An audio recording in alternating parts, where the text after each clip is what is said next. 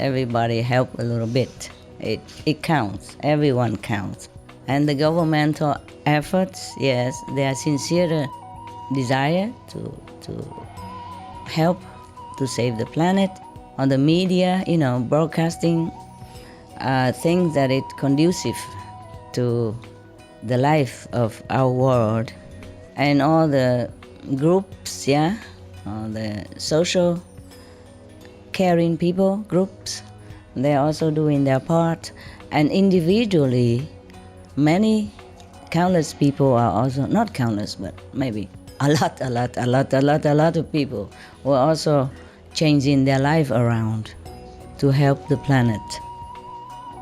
So we are in debt to all. Let us watch on to find out more. Supreme Master Ching Hai's lectures are not a complete meditation instruction. Please do not try alone. For free of charge guidance, please visit godsdirectcontact.org or contact any of our centers near you.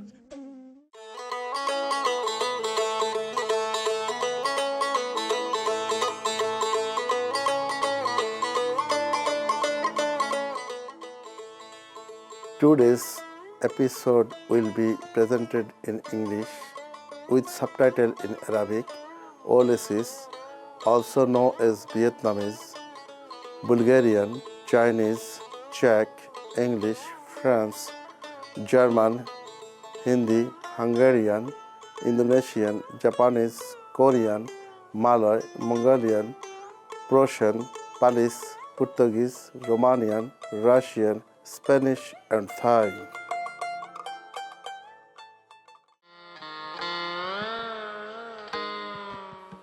সুপ্রিয় দর্শক মণ্ডলী, আপনাদেরকে স্বাগত জানাচ্ছি। আমার নাম যুবরাজ। আমি অতিথিপরায়ণ বাংলাদেশের কুমিল্লা থেকে বলছি।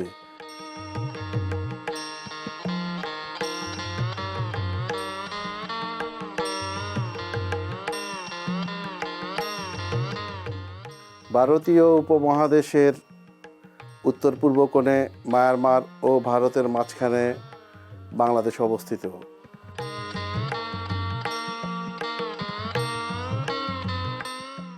বাংলাদেশের অধিকাংশ স্থলভূমি গঙ্গা ও ব্রহ্মপুত্র নামক দুটি বড় নদী দ্বারা বদ্বীপের সৃষ্টি হয়েছে।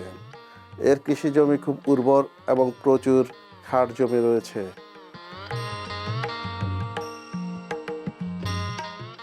এই ভূমিতে প্রথমত বসতি স্থাপন করা হয়েছিল 4000 বছর আগে, অথচ বাংলাদেশকে আধুনিক রাষ্ট্র হিসাবে বিবেচনা করা হয় 1970 সাল থেকে।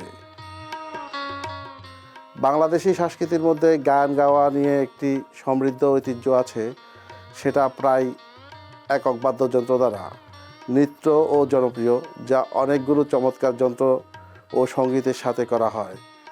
এর মধ্যে একতারা রয়েছে, যা প্রাচীনতম মনোকার যন্ত্রগুলির মধ্যে অন্যতম, যেখানে সমৃদ্ধ লোকসাহিত্যেরও ইতিহাস আছে, যা 8ম শতাব্দীর আগে থেকে পরিচিত। বাংলাদেশের জনগণ ভদ্র, বন্ধুসুলভ এবং তাদের বিখ্যাত স্বাগত মনোভাব রয়েছে, তাই পর্যটকরা তাদের পছন্দ করে।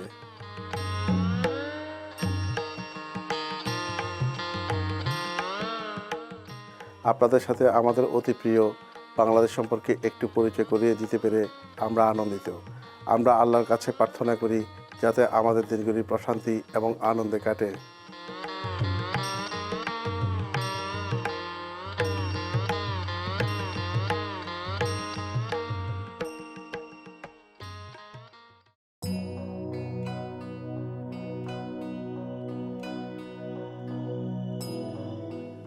তিন দশক ধরে সুপ্রিম মাস্টার চিং হাই আধ্যাত্মিক শিক্ষা দ্বারা আমাদের বিশ্বকে আলোকিত করেছেন। তিনি সম্পূর্ণরূপে একজন আলোকিত মাস্টার, যারা অবিলম্বে প্রভুর প্রভৃতি আবিষ্কার করতে ইচ্ছুক এবং এক জীবনে যারা পূর্ণ জীবন চক্র থেকে শাশ্বত মুক্তি পেতে চায়, তাদের জন্য তিনি ধ্যান এর কোয়াইন পদ্ধতি প্রদান করেন। সব আলোকিত মাস্টার ধ্যানের কোয়াইন পদ্ধতি অনুসরণ করেন, যেমন বুদ্ধ, যীশুখ্রিস্ট, নবী মুহাম্মদ সাল্লাল্লাহু আলাইহি সাল্লাম এবং গুরু নানক। তিনি এই ব্যাপারে গুরুত্ব প্রদান করেন যে যদি আমরা সর্বদা প্রভুর কথা স্মরণ করি, নিঃস্বার্থে তাদের সেবা করি এবং পৃথিবীর আইনকানুন মেনে চলি, তাহলে আমরা মানুষ হিসেবে সর্বোচ্চ সম্ভাবনায় পৌঁছাতে পারবো এবং সত্যিকার অর্থে পৃথিবীতে আমাদের উদ্দেশ্য বুঝতে পারবো। সুপ্রিম মাস্টার চিং হাই সমবেদনার এক অসাধারণ জীবন্ত উদাহরণ। শরণার্থী, গৃহহীন, প্রাকৃতিক দুর্যোগ, ক্ষতিগ্রস্ত এবং তার সামগ্রী প্রয়োজন এমন মানুষদের তিনি প্রতিনিয়ত বাঁচার উপকরণ, আর্থিক সহযোগিতা এবং ভরসা প্রদান করে থাকেন।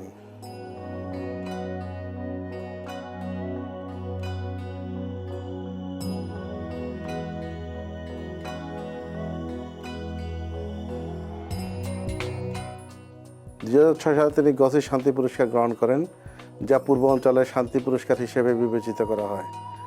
অসাধারণ মানব প্রেমিক হিসেবে এবং মানবিক কাজের জন্য তিনি সারা বছর ধরে অন্যান্য অসংখ্য পুরস্কার ও সুনাম অর্জন করেন।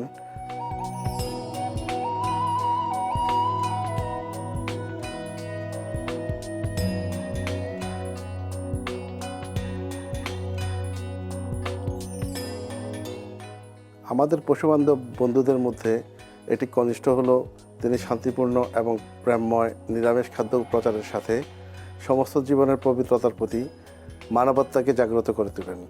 প্রতিটি প্রশান্ত এবং মহিমান্বিত নিরামিষভোজী বিশ্ব সৃষ্টির লক্ষ্যে, যেখানে মানুষ এবং পশু পাখি শান্তিতে বাস করতে পারবে, আর নিরামিষ ভোজনের প্রবণতা ছড়িয়ে দেওয়ার বিভিন্ন ধরনের, যার মধ্যে রয়েছে লিফটেড বন্টন, আন্তর্জাতিকভাবে নিরামিষ রেস্টুরেন্ট স্থাপন যার নাম লাভিং হার্ট। সুপ্রিম মাস্টার টেলিভিশনের পাশাপাশি তিনি নিয়মিত প্রভাবশালী সরকার এবং মিডিয়ার নেতাদের সাথে কথা বলেন, জলবায়ু পরিবর্তনের ব্যাপারে টেলিভিশন সম্মেলনে অংশগ্রহণ করেন, এই লক্ষ্যে যে আমরা এটা সম্পর্কে সচেতন কিনা।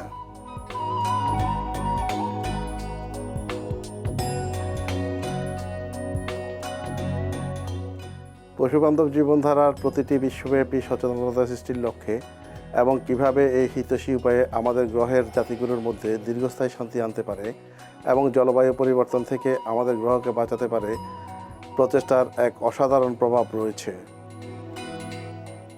বছরের পর বছর ধরে সুপ্রিম মাস্টার চিং হাই বিশ্বব্যাপী ভ্রমণ করেন, আমেরিকা থেকে আফ্রিকা, ইউরোপ থেকে ওশেনিয়া পর্যন্ত, এবং শত শত জনগণের সাথে কথোপকথন করেন এবং আমাদের শিষ্যদের সাথে বিভিন্ন আধ্যাত্মিক বিষয় নিয়ে আলোচনা করেন।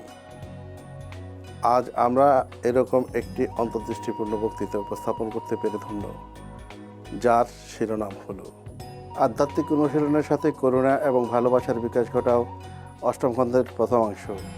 মাস্টার এবং তার অনুসারীদের মাঝে, ইংরেজিতে 8 April 2012, France.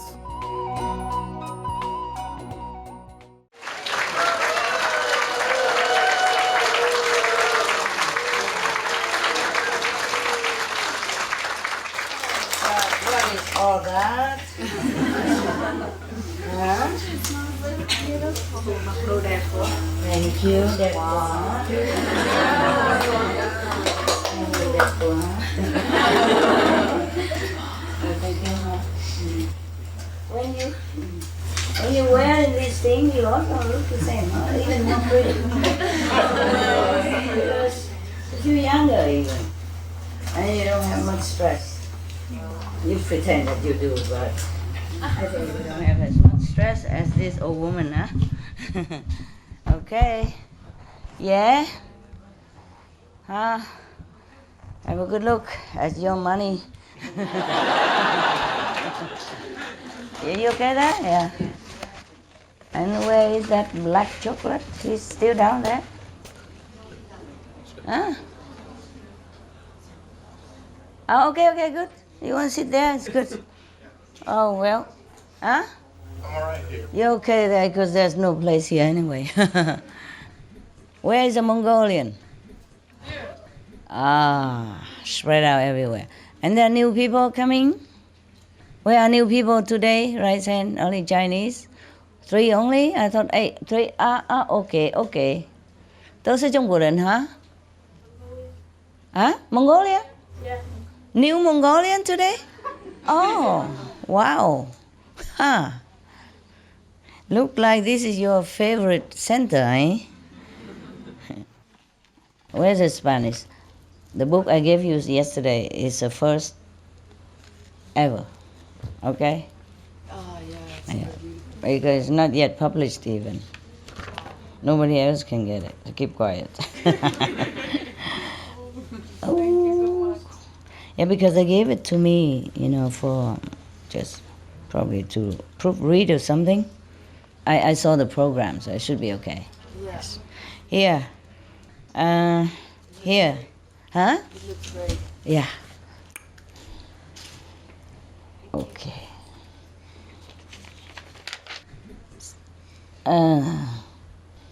Today she said that China 5 people come, Singapore 2 people, but it's all Mongolian.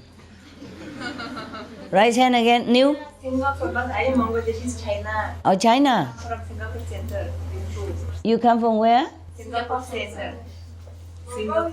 A Singapore center. But I am Bangladesh, China. One Mongolia, one China. Oh, very good. Interrelationship. International. Okay, so the other 5 is from China also? Okay. I'm Mongolian and from Denver, Colorado. Oh, wow. You are the one who missed the plane last time or something? Yes, yeah. Me. All 3 of you? Oh, and how did you get it this time? You went to the other state and you didn't get it? Buy wrong ticket? And then go buy a right ticket again? We don't know the long differences. We don't know. We just go by the ticket. Oh, I'm so sorry. It's okay, we're sorry. It's very tiring. Lucky you arrived today. Huh? Very lucky, Master. Yes. The other Mongolian, please tell them what beautiful things they have missed all these days. Yeah. And let them drool. Just tell them a little bit and say, we cannot tell you everything. Well, it's not your fault and I'm so sorry. But maybe it is your fault. I don't know. It's your karma. Huh? House, not your house. Yeah, of course it's not my fault. What do you think? Can't even think in that direction. What did I do? How can even try to defend for me that it's not your fault? Of course not. Ask everybody here, is it my fault ever? Imagine even think like that. And they think they're defending me, It's not your fault, Master. It's not your fault that we bought the wrong ticket. Yeah, trying to sympathize somebody and then they blame you. You see that? See that? Huh? No wonder you are late, these 3. Because these other Mongolian, they are different. No? Last night and this morning we had good time, no? Mongolian? Yeah. And look at the 3 of them. Well, never mind. Today we still have a lot of people. Tomorrow, are there some more people coming? No more. Okay. Oh, it's good then. It's good. But today I feel, normally I would have run out of this center, But this morning, I had some better feeling.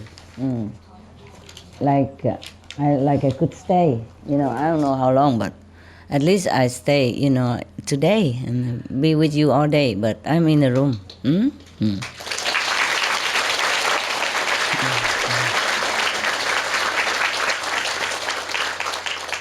Before, I couldn't run out quick enough. I just couldn't stay somehow. But today I could, feel good. Maybe some of your brothers and sisters remember the woman, she says she prayed that all the bad people stay away from me. Maybe that's the reason. But if she continue like that, I think none of you can come.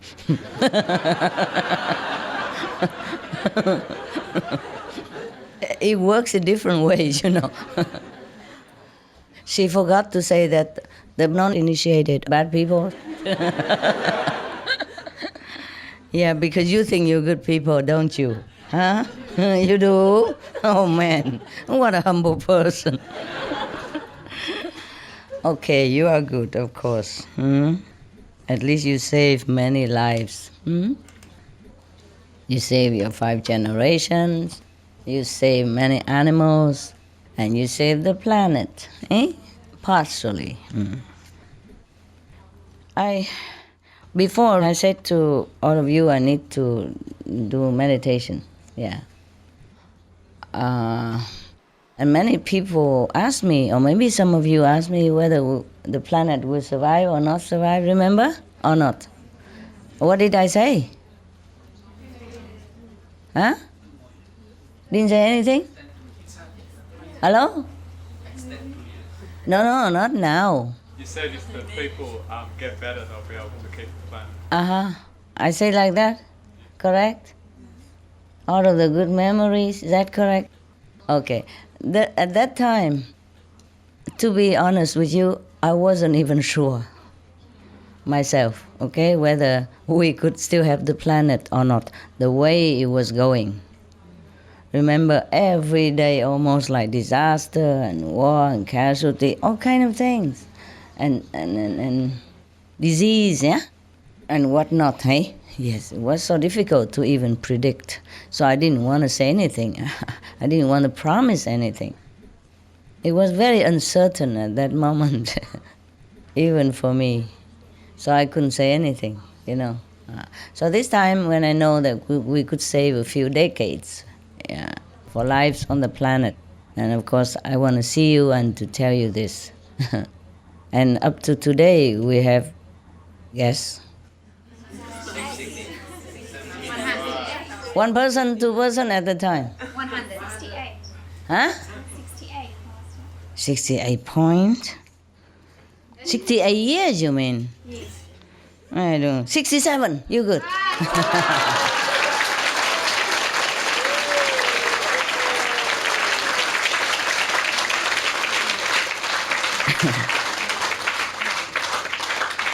$67 plus, ne?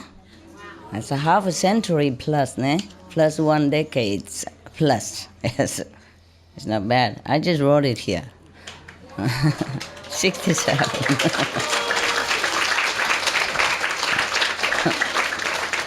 I wrote it during meditation, of course. Nah? So when you say 68, I wasn't sure if maybe I remember 60 something, but so I had to check it.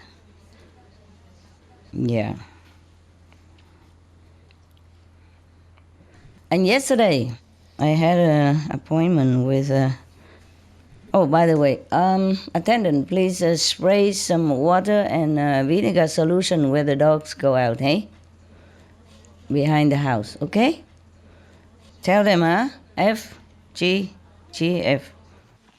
Sorry, domestic problem, but I could not find my attendant sometimes. They're busy somewhere. And when I find them, I forgot what I wanted to say. When I remember, I'm with you already. It's too bad. Please forgive me for bringing all this mundane stuff into spiritual, elevating gathering like yours. Good that we have saved the planet a little longer. And if it goes like this, you know, we continue to save many more centuries to come. And many thousands of years more, of course. Now it is sure that we have saved the planet. I can very happily tell you that. Oh, from.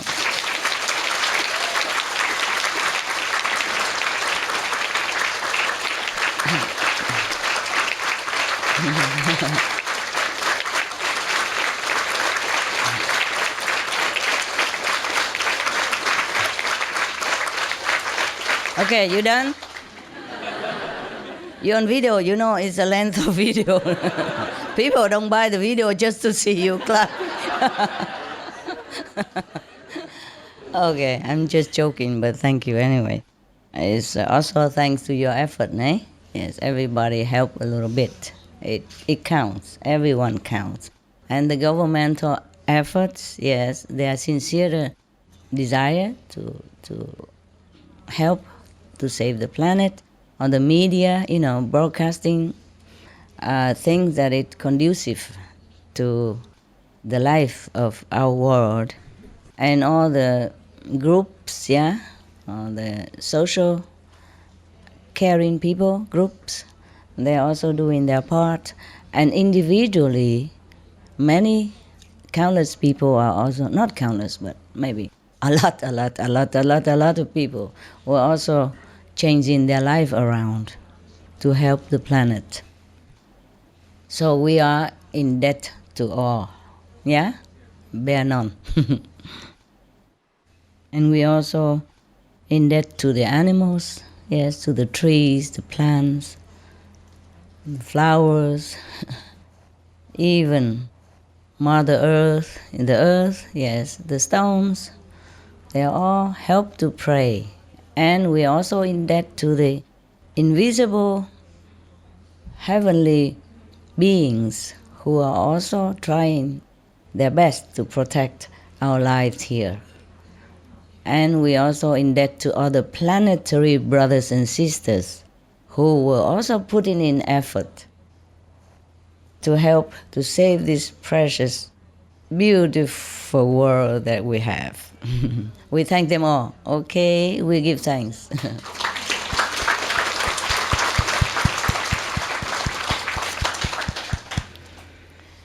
Yes, even I argue with the heaven, but I also thank them also, for listening and for cooperating, for giving us a chance to do something. Did I tell the Mongolia that in Gobi Desert there's a hell portal and hell roads there? I did? Oh, I thought I didn't. I tell about hell stuff? I did? Many country or just Mongolia? Many country, huh? Many government centers. Government centers also? But I say, also, yeah? And also the Mongolia, the desert? Oh.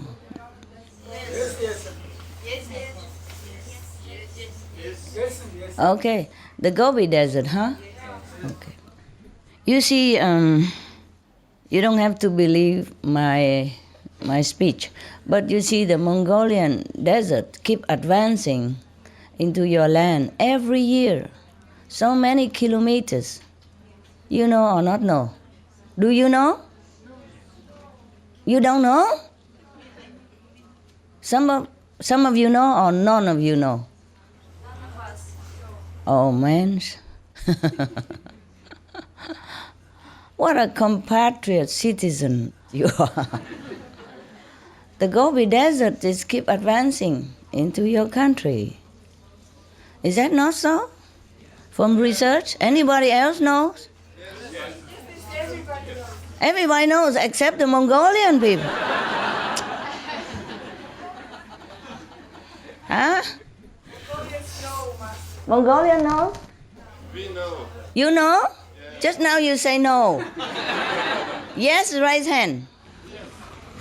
Okay, all right, good. Thank you. Even not all of you know. Only 40 people here and don't all of you know.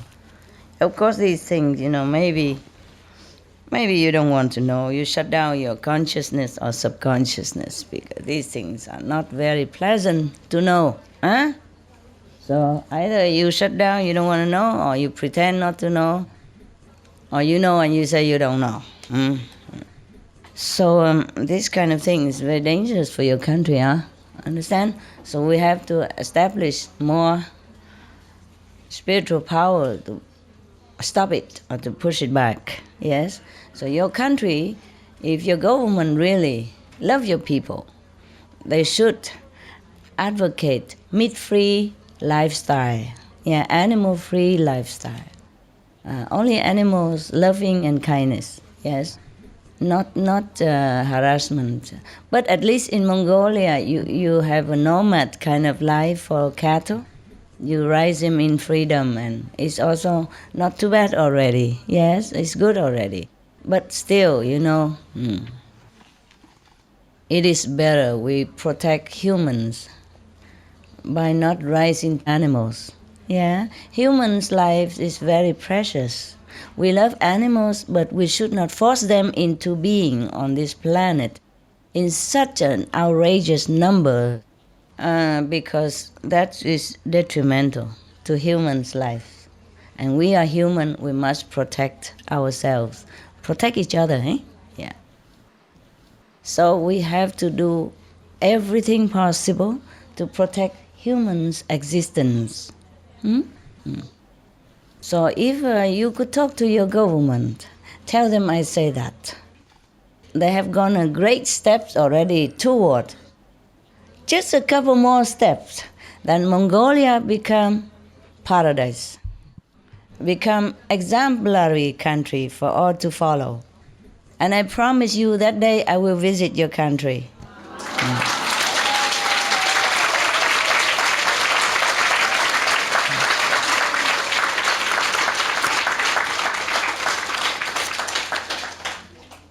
Originally today I was thinking maybe we have barbecue, outside to celebrate with. No. I thought only. Listen, it's past midnight already. You don't want to wake the whole neighborhood up with barbecue. But I was thinking, it's too cold and maybe too noisy, So we just celebrate in our heart and in here, yeah? We raise our invisible elixir cup and hurrah to the planet. Cheers. Drinking. Don't get drunk, huh? You're so cute, you.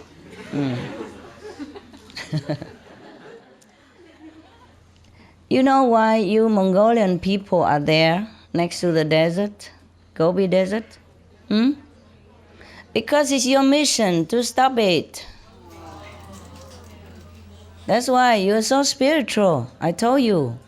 Very spiritual, very enlightened, very open, the government. And you live next to the Gobi Desert where there is a hell portals and hell roads. It's your mission to stop it, okay? To counterbalance this hellish energy. Do you understand now? You tell your governments from me that is their duty, their mandate from heaven to stay there, to stop the Gobi Desert from expanding its clutches on humans' life and other beings. Do you understand? Thank you. Yesterday I have told you about the argument that I made with lower heaven, yeah? And a lot of karma, yeah? I even told everyone that the king of Maya is a culprit, is a troublemaker. He's the only one that should go to hell. Yeah. Because in this life, he creates so many trouble for everybody, too many traps for all to fall in. Such a terrible condition in this world, how anybody even becomes saintly. So even there's a saying, say all saints have a past and all sinners have a future. What future can they have here? All saints may have a past, but all sinners might not have any future. How can you have future when you can't even find job to feed yourself and protect your families from hunger and disgrace? Huh? How can you protect yourself? How can you have any future? If everywhere around you is all temptation, traps and tricks, wherever you go, wherever you look. And however hard you try, you can only get by. Or not even. And apart from that, because this system, the Maya system, make us work so hard that you have no time to even remember God. And then of course, the less we remember God, the more we are in trouble. Yeah, the more we fall, the more we are in darkness, and the more we are, vulnerable to the Maya negative force. Don't you think? Yeah. Isn't that clever trick? Yeah. Yes, working day and night get up from 5, 6 o'clock in the morning already, and don't see your home until 10. If you're lucky, some people have to have double job and could not even make ends meet. How do they have a future? And then if they go do something like stealing or something, and then maybe in the course of stealing, maybe clash with the police, then he's doomed forever. The whole family doomed together too. Reputation gone, future gone.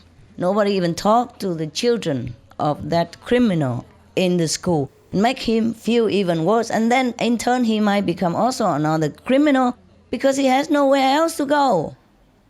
And the criminal will recruit him easily. How does anyone have a future?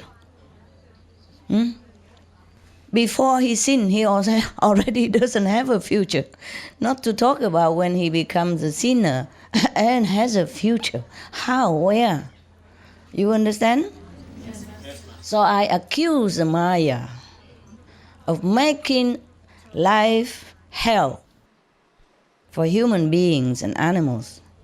There are many people who doesn't want to kill animals in the slaughterhouse, but they have no other job in the vicinity. And their house is there, they're grown up there. Where else they go? And then bad economy. How they even sell their house to even scrabble some leftover pennies to go elsewhere to buy anything else to start a new life. With children go to school. How? I have just a few dogs, and it's difficult for me every time to move from one place to another. Talk about the people with the root in where they live, with children, friends, and everything there. They are forced to work in some kind of, murdering business, or even join gangs, or go into, revolution armies or something. Even children do that. Yes? And some children has to even go out and work in very early age to support the family already. And then the family also be accused of child labor. Yeah, and the boss who took pity on the family, let the child work a little bit to support his poor, ill, unable mother at home, also maybe go to jail for taking the child in. Do you understand now? Do you understand all these traps and tricks and everywhere? There's no end. There's no end to our story on this planet. And yet, we are accused of sinner, being a sinner here, for trying just to survive in whatever way we know. Yes? Some people born into poor family, they have no money to raise their children, to bring them to school, and they have no job. Other than here cannot get by, so they have to go and steal, and from small thief become robber, and then even later murderer by chance when clashing with others, or want to run away.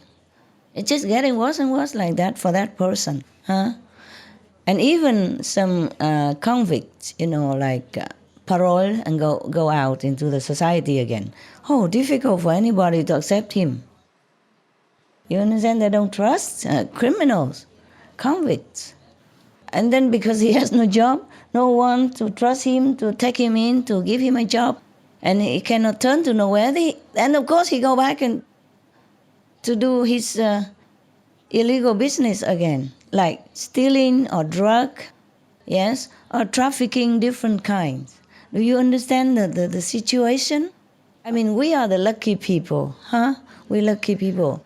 At least we have decent job, even though don't have much money, but have a job and then can keep a house and keep out of trouble. Understand? But some people are not that fortunate because the circumstances keep pushing them into the corner until they have to turn and bite.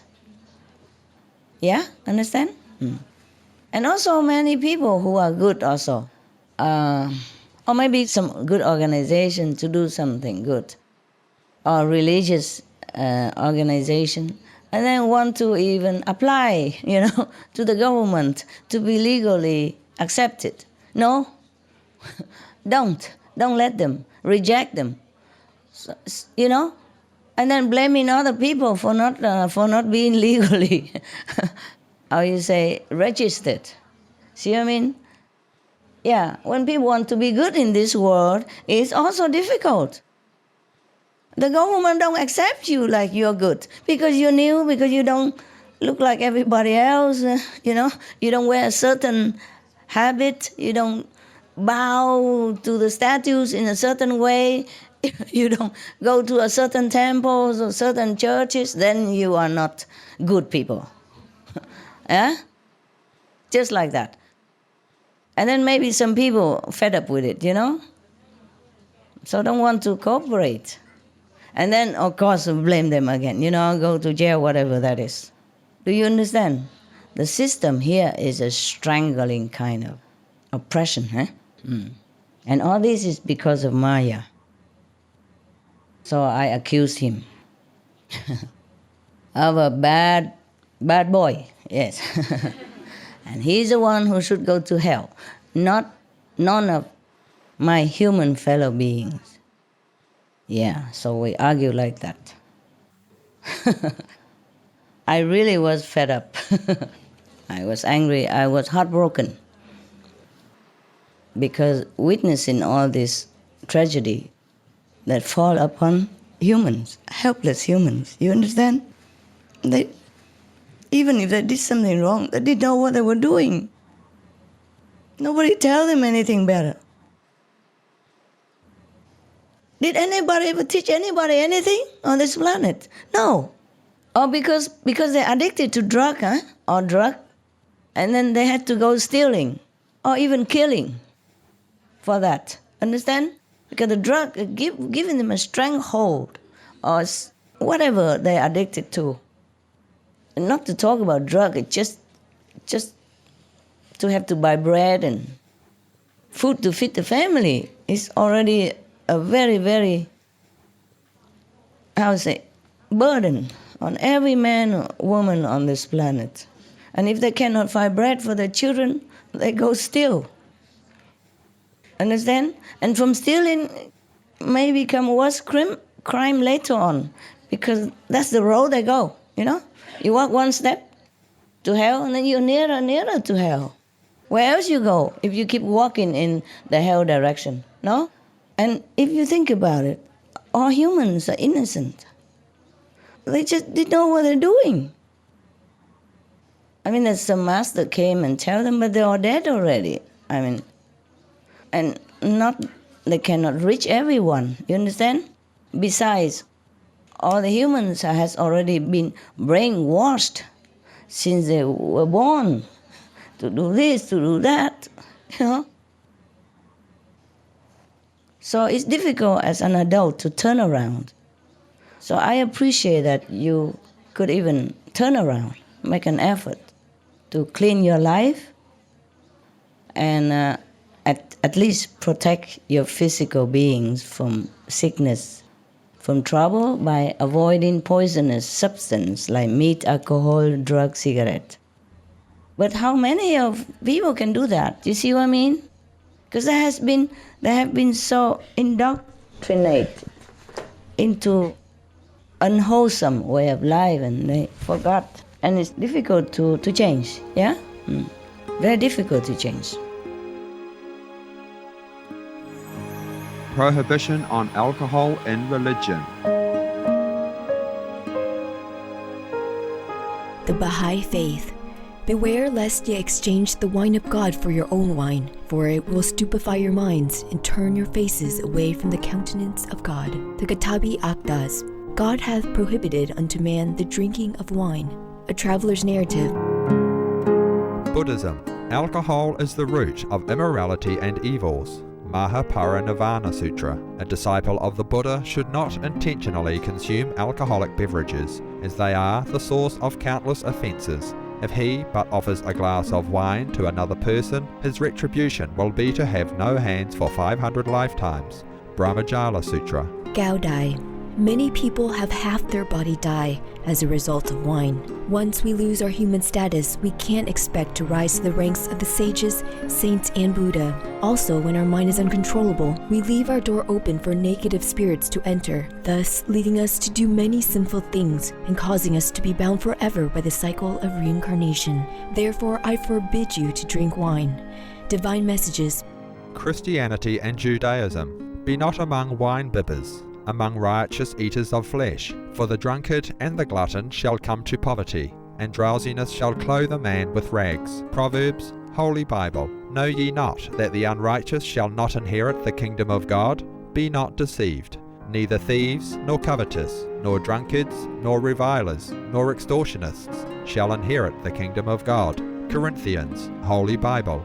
The Doctrine and Covenants. Hinduism. For liquor is the defiling dirt excreted from rice, and dirt is said to be evil. Therefore, a priest, ruler, or commoner should not drink liquor. Manu Smriti.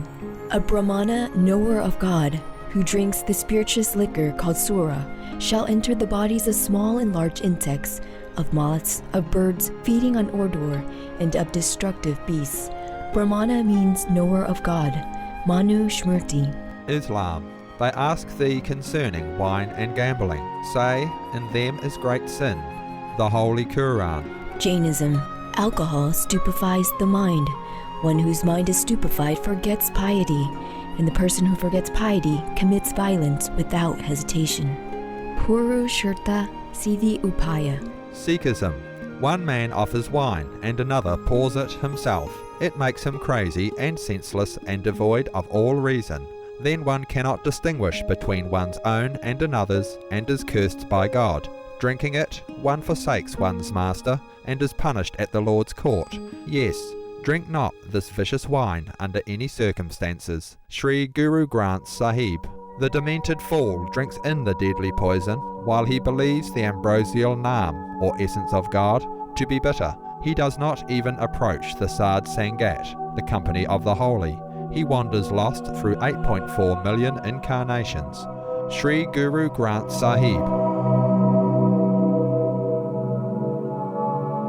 The poison of this world, through namely meat, alcohol, cigarette, drugs, intoxicants, etc., etc., have cast an iron chain on their mental, physical, emotional strength.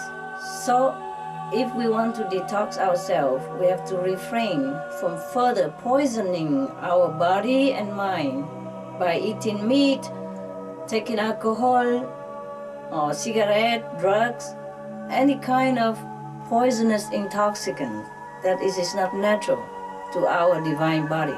Then we can think better, we become ourselves, we regain our own wisdom and our own selves, like the primordial being before we come to this world.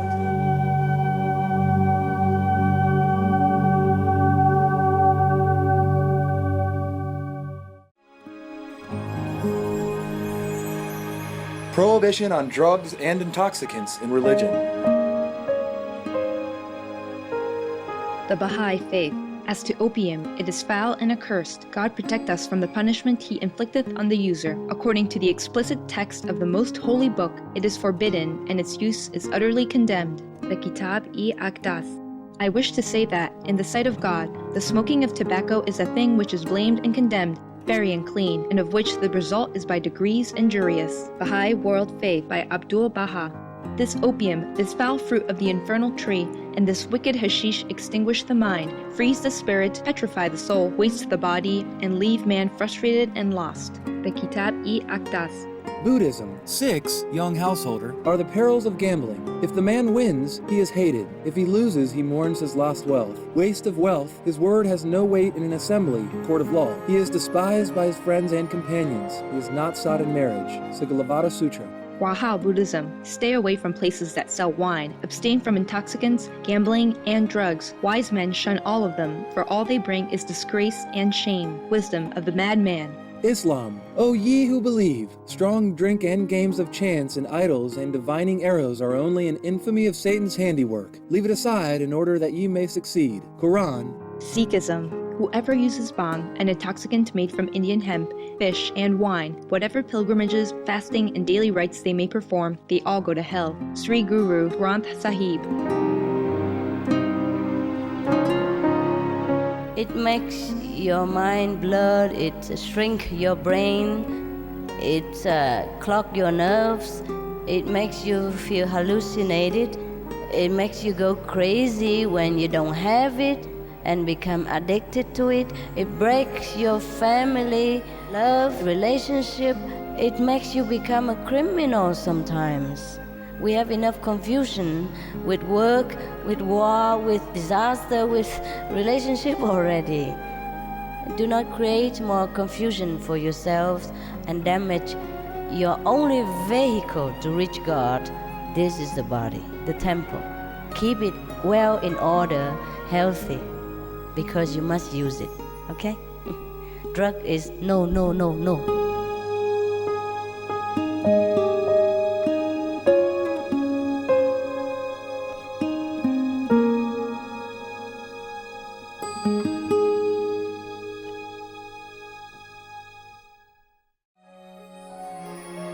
Some of the tragic tolls of tobacco: 5.4 million smoking-related deaths per year worldwide.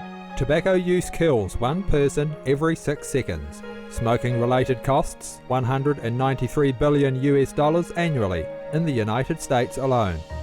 Depression: light and mild cigarettes just as harmful. Causes cancer and diseases in animal companions. Harms lung cell DNA that regulates breathing. Speeds the aging process. Toxic residues of third-hand smoke. Heart disease, coronary thrombosis, cerebral thrombosis, kidney failure, cancer, mouth, liver, breast and colorectal cancer, lung cancer, esophagus cancer, kidney cancer, bladder cancer, chronic obstructive pulmonary disease, emphysema, bronchitis, stroke, impotence. Additional harms for exposure to second-hand smoke. 600,000 deaths worldwide each year. Childhood arteriosclerosis, leading to heart attacks and strokes in adulthood. Sudden infant death syndrome. More than 80% of the babies who die are exposed to second-hand smoke. Infertility, miscarriages and premature deliveries. Childhood asthma, bronchitis, ear infection. Cleft lip or palate. Hyperactivity and aggression in asthmatic boys. Circulatory problems in women. Lung damage in children leading to adult emphysema. Lung cancer in non-smoking restaurant servers. Hearing loss across all frequencies. Childhood behavioral problems when exposed while in the womb. Plus more. For help quitting, please visit the following websites. For more urgent information, please visit suprememastertv.com/killers.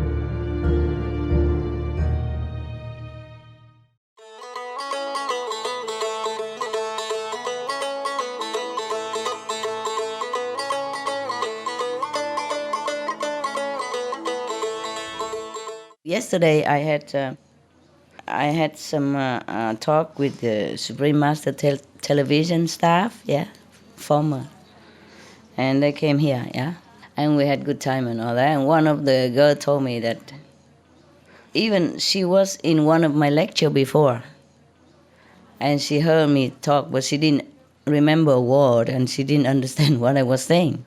And now she has more time. She went to New Jersey Center in America and play that tape, Washington D.C., wherever that was, and have a look at it. And it's all new to us. How come she didn't know this before? How come she didn't hear this before? How come she didn't understand what I was saying before? You see what I mean? Even you, so clean already. Yes? So believing already and working at the Supreme Master television where every day you are washed with positive power and still didn't understand some of the things that I have said before. And now understand anew. Okay? So I said to her, yes, this is good. Now this knowledge become your knowledge. Before is only second-hand, but now when you realize the meaning of it, you truly understood, then it's your knowledge now. That's what learning means. Learning doesn't mean just to know the words or to listen to it or to memorize, but to assimilate, yeah, to digest it and it become yours, in your system. Then you are convinced about it, about the knowledge that you understood, really understood, not intellectually understood, but really understood from the heart level, at least, not from the soul maybe, but from the heart. Then you can be truly convinced from inside out. And then you can convince others. Before you just repeating.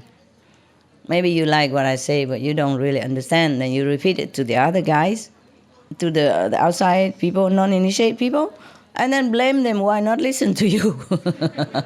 You don't even understand what you're talking about. How would the guy understand? See what I mean? So we have to walk the talk, eh? That's what it is. We have to really know what we're doing. Otherwise, it's a waste of time. And even we go back to the sin that we ever committed or not committed. Just look around us. Then we know it's a wonder that we survive at all. Yes, not to talk about being a saint or not. Yes, how you struggle from the moment you're born until now just to live. The moment you're born, you don't know. You don't know. Billions of bacteria already waiting to devour your body. Mostly you're protected if you take mother's milk or similar formula, okay? Because of mother's milk has some anti-element stuff. Huh? It protects your skin already the moment you're born. Because in the womb, the baby is protected. But when he goes out here, it's a different environment. And so many virus, bacteria, and whatnot, immediately pounce on him and attack him. So we are protected either by the mother's milk substance also, or the angels, protection angel. They're our angels. So from moments we're born already. No wonder we cry, huh? Nobody born smiling, huh? Have you been? When you're born, were you smiling, laughing, ha, ha, ha? Anybody ha, ha, while you born? Tell me. No, huh? And listen, even if you don't cry, they spank you, make you cry.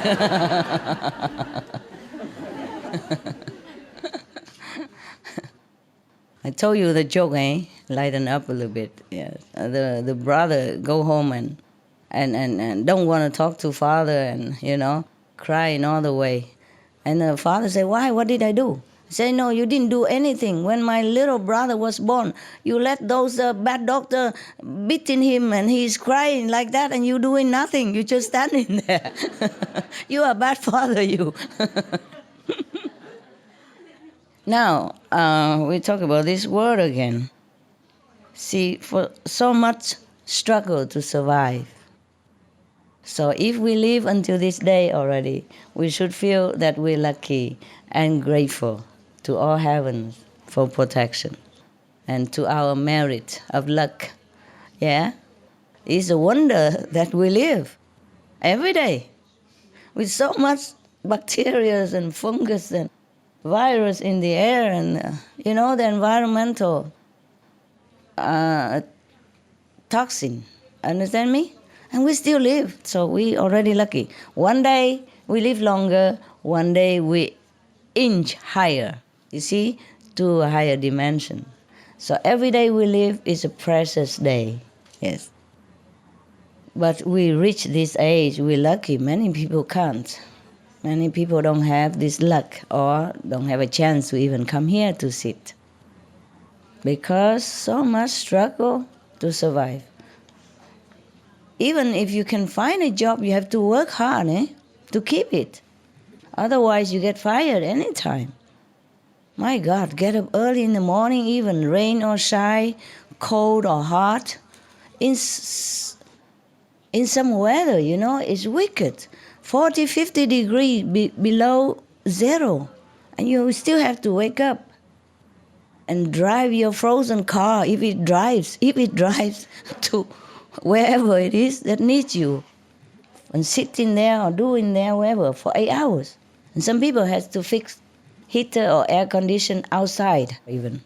And they told me their hands were frozen, could not even move sometimes. You know, in Canada, for example, if you are an electrician or some air conditioner specialist, and you know, for warm, for heat, of in winter below 40 below zero, and you have to go outside or crawl into that frozen attic just to find the problem and fix it. Do you understand me? And they told me their hands sometimes could not move, and with gloves they cannot work. Sometimes can, but in some delicate screw and area they cannot use the glove, and they're frozen. You understand? Like that. And how we survive? Or in some area it was so hot, you know what I mean, that people could not even work all day. And even then, if we are, okay, suppose we found a job, we're lucky, we're successful in some way, then what will happen? The Maya send the ego to come in. Aha, now you take control and make this guy so arrogant. You understand? And then he will make other mistakes. If he's successful in business and become somebody, then either he's drained by responsibility and stress, or he became so arrogant that he might ruin his family happiness. Or he might be too concentrate on work and neglect his family, and then his family also became broken. And then what? It doesn't stop there. And the children from broken family, you heard the story very well, right? Became what, right?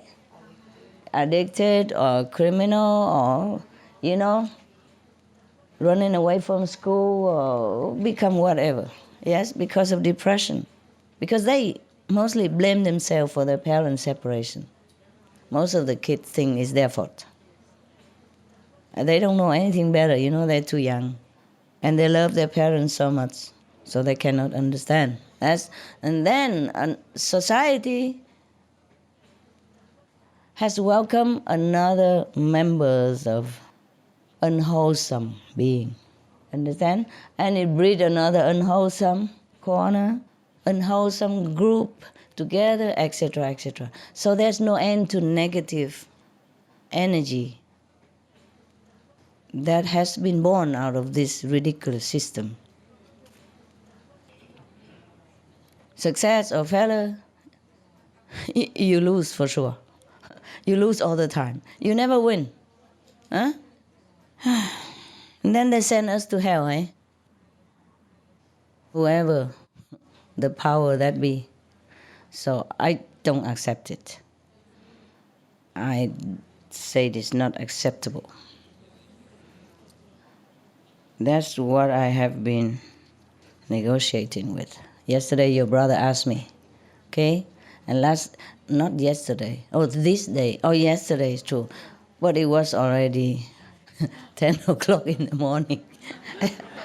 So we stopped there. But still afterward, you know, I entertained the Supreme Master television group. Yes. We haven't seen them for a long time. They have been doing a good job. You know, their best. Better have a roof on your head than just live on the street, no? Like some African refugees I told you yesterday. They don't even have any material to cover the twigs that they put together. Like, you see? They put all the twigs, you know, the dry twigs that they collect nearby. But I look around, I don't know where they collect them, because where they stay is pure sand desert, nothing there. So they have to go probably far away to fetch water, like 10 kilometers away sometimes, more, just for a jug of water, if they even have a jug to carry. So there's no material. There's hundreds or millions of people come together in one place. Even if you have some garbage there, it will be gone in no time, understand? So even broken plastic bags they couldn't find. So just one plastic bag here and one little cloth there, how it cover you in such a hot climate like Sudan.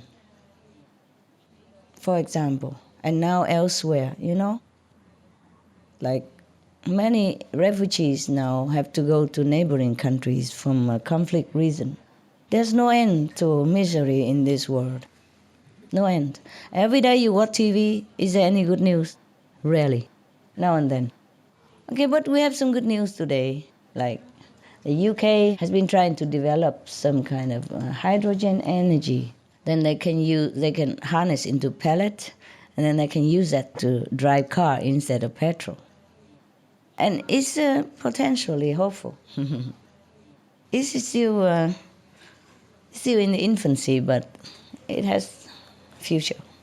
Okay? And if the whole planet became good, we don't even need petrol. We just blow. Blow the steering wheel, then the car just fly. We don't need a car, we just wear belts like some other planet. There's a button in the middle, push and go anywhere you want. Automatic. No driver license needed. No traffic jam. No pollution. What, love? You pay nothing, of course. It's free energy. Yes. And there will be no poor, no rich. Everybody will enjoy the abundance on this planet, which is plentiful for everyone, actually. If all the people are enlightened, all the governments are enlightened, helping each other, and manage well the wealth of the planet that we have. Understand? And not waste it. Yeah, okay. Just 4 notes and I talk so long. And yesterday after that, I went to see the Supreme Master television people, Told you already. And it's not much we did. They just eat up my refrigerator and and the store that I haven't touched for I don't know how long. At least ever since I came here, I haven't touched it. There's too many things in there, so everybody was happy, including myself. Because when I see them happy, I'm happy, of course, yes. And yesterday, one of your sister from Supreme Master Television also asked me, because she's afraid. She's live in Florida Center, and they scare her of the story of crocodile and snakes and all that stuff. Of course, when you live in the countryside or far away from city and where trees and grass grow a lot, then there are bound to be some creature like that. Yes. And she was so scared.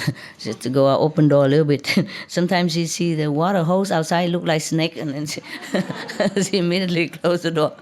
Don't go out to group meditation. Next day, open door. Oh, it's only a hose, water hose. And she was scared. I would maybe be scared also if people keep telling me all these horrible tales. Yeah, they have crocodiles and snakes in Florida. You know that, right? Especially in the Everglades, yes. But in the center we have also, but I haven't seen them. So she asked me how I did it, living in the jungle and in cave and all that. I said, I don't know, I just did. Before I was also afraid, I'm not telling you I wasn't afraid. Younger time, at night they tell you all the story about tigers and ghosts and stuff. When you were young, helpless. And then they put you in a dark room and lock the door. Good night, baby. Sweet dream. And we had nightmare instead. How can you have sweet dream after all these ghosts and demons and tiger and lion story, huh? And locked in, closed in a small little dark room. Oh. So when I was young, I'm embarrassed to tell you, but when I was a little girl, I always loved to sleep under the neon lamp. Just under the lamp, a light anywhere, in the middle of a brightened room. With light and people walking, talking, I don't care how many. I sleep very well right in the middle of it. But whenever, they showed me into a dark room, then I begin to cry. I want to go back out and sleep in the middle of the room again, in the middle of the highway traffic. I don't care where and how many people, as long as people are around and as long as there's a bright light all over, the room is bright, then it's okay. But when I was growing up, and of course I was still scared, Yes. Even after enlightenment, your mind is still scared. It's not like you change it so fast. But then you have to train yourself. Yes, train yourself. Concentrate on what you're doing. You just sit and meditate and recite the 5 names. Don't let any other thoughts come in. So even if the lion, the demon come, you don't even know it. And if you die in that stage, good luck to you. And you go to the high heaven when you so concentrate like that. Maybe the snakes and the crocodiles are there just to push you into this concentration. Like the bus driver, remember I told you the story? Yeah. When the bus driver drives the bus, everybody prayed like crazy. But when the priest preach about God, everybody sleeps. Not all preach, but just that one in the joke.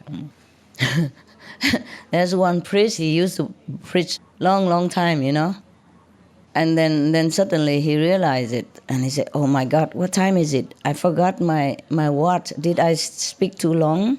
I forgot my watch at home." So the congregation said, "But there's a calendar behind you."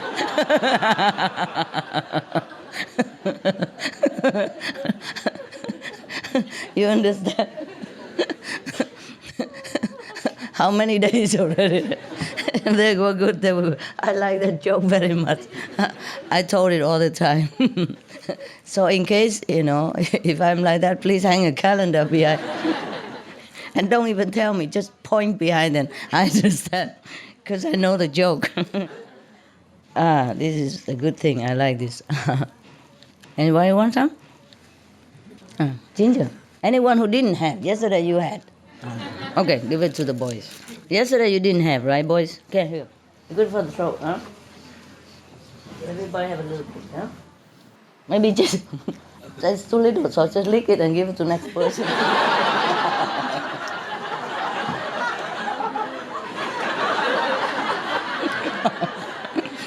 Otherwise, not enough, and everybody envy each other, huh? Jealous what to do.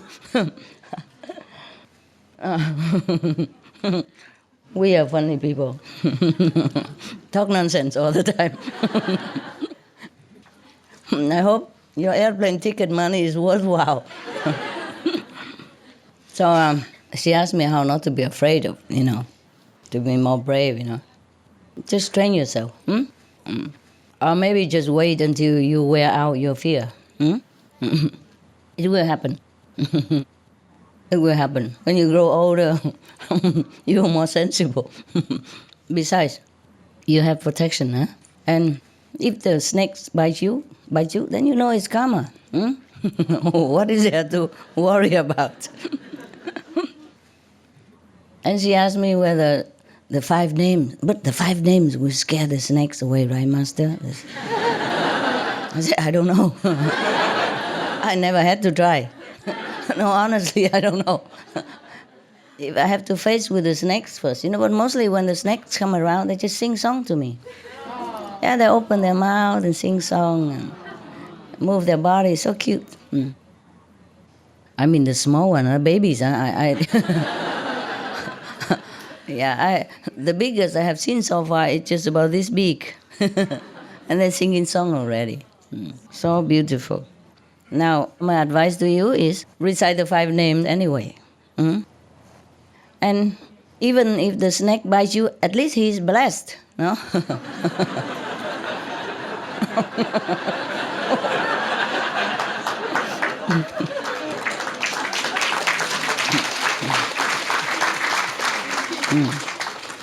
And recite, and even she's also afraid of ghosts. So even if the ghosts go near you or scare you somewhere, at least he's, also benedicted, huh? Why always think about yourself? When you recite the 5 names, if the snake bites you, at least your blood is pure at that moment, okay? So you don't poison him. Remember that others, not just yourself. Honestly, I don't know if the animals will be scared of the 5 names or not. Did you ever try? No, huh? Listen, just be loving and connect with the animals. Yes, the way you said it was good. You just tell, oh, okay, snake, don't go near me, don't scare me. I have to go to group meditation, and I will bless you also with my energy. Yeah, it's good. And if he still doesn't listen and bite you, then don't be angry at him. Maybe he's deaf. He didn't hear anything you said. Old snake, like old people, deaf sometimes. Or if he happened to bite you, maybe he's blind also. Understand that? He don't see you. That's why long time ago in Sihu, I advise all the people who come to Sihu for meditation, sometimes retreat overnight, have to have a torch with you. We have even solar rechargeable torch, yeah? Flashlight, yes. So at least if the snake is blind and didn't see you, at least you see him. You have to see him. You are taller, stronger, and you are more in a position to see him. Yes? He is under there at your heels. His eyes are smaller. He just didn't see anything. So don't go next to his mouth and say, here, come. I recite the 5 names that you have to leave. Maybe the snake didn't intend to bite you. So don't tempt him, eh? Don't go too near. Because they don't see much, They crawl on the ground. How much can they see? Yeah? Your feet and the wood next door look similar. Huh? Because it's just materials, And if it's the karma, then we cannot avoid, yes? But always try to bless whatever nearby you, okay? All right. Please, any more question concerning what I have said, or any suggestion, any addition, any advice to me, please raise hand and talk. Good story, for example, yeah. Yes, African. Master, I just want to say thank you for a wonderful retreat. You're going home now? I'll go tomorrow, yes. Heart sore to leave. Huh? I'm heart sore to leave. Heart sore? Your heart sore. To leave. Heart sore? Your heart sore, you? Actually, it's an asshole to keep going and come. I had a good giggle with you, also. When I did the transcription, you were saying, also. Yeah, they say like that. Thank you. Thank you very much. Welcome. It's been wonderful. You're very welcome. Again and again. How do they say that in South African language? We usually say it's a pleasure. Pleasure? Yeah. Otherwise, you're welcome as well is okay. Welcome is okay, no? Mm-hmm. Yes, Master. You're welcome. Welcome. So what are you going to do next? Well, I'm going to go home and do my best to get proactive on selling my house. Because I really do want to sell the house, Master. It's been on my mind for a long time. I just haven't wanted to deal with the burden of selling it. But you're a real estate agent. What burden can it be in selling your house? It's nonsense. The worst house to sell is your own house. It's not true. But maybe you've blessed me enough to get over that hurdle. Never mind. You're not always blessing for any little thing. It's your expertise. You do it yourself. And maybe you've teased me a lot as well, Master, that I can do it. Yeah. So why not? Just sell it. Very simple. All you have to do is just put a sign in the front. Do you want to be my partner, Master? We can do business together. So easy. Like, take some photo, describe the house, how many bedroom, how many bathroom, what advantage. Yes. Print many of them, put in your a little box in front. Anybody go and have a look and go home and say, yeah, this is the house I like. Yeah. You know what to do.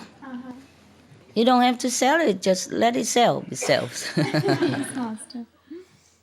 Thank you. For every house sell, there is a buyer, no? That's very true, Master. Yeah. And very easy, just print it or advertise it on a newspaper or something, a little line, little photo. Yes, a lot of people like to buy houses. And don't sell it too expensive either, because that would take a long time to sell. Yes, Master. If you sell it a little bit under average, yeah, a little bit under.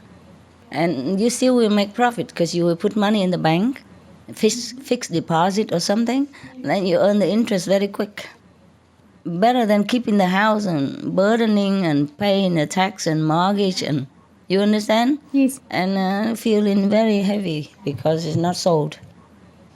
Sell it cheap and earn it back by investment. Not cheap, but cheap as people would buy. Huh? Some people, they put it like this. Originally 500,000 and they cross it, and now only 400 something. 499.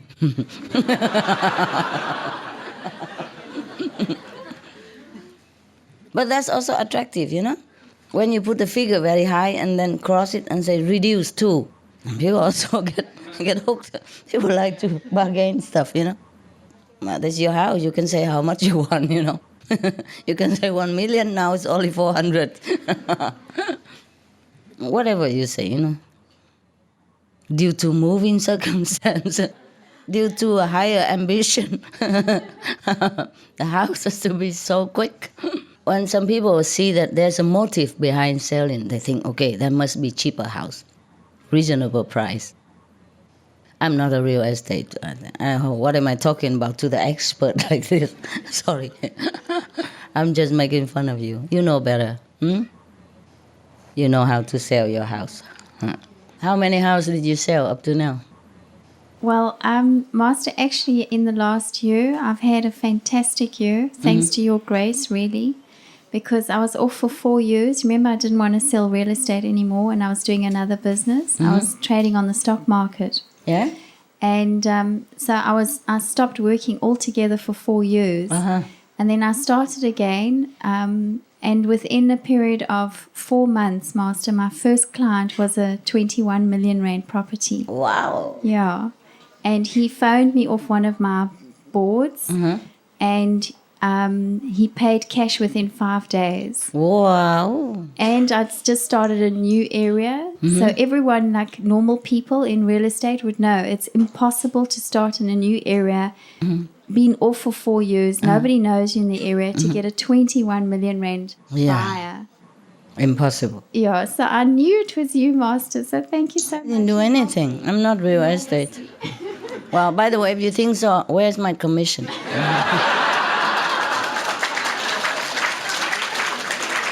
Yeah, let's get real, huh? Not just talking. Yeah, that's something we should. I want my share. My partner share. You're a tough. To sell houses is so tough like that. And then it just continued, Master. Yeah, okay. If you like to continue, please continue, okay? And as long as you're good at business, you can always have enough money to come see me again and again. Yes. You have to do what you like, okay? You have to do what you love to do, not imagine what you love to do.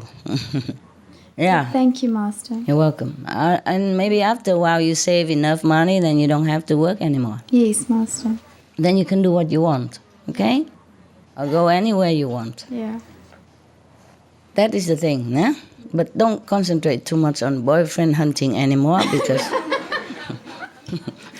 no more coffees. You have to hunt. You have to hunt money now. Huh?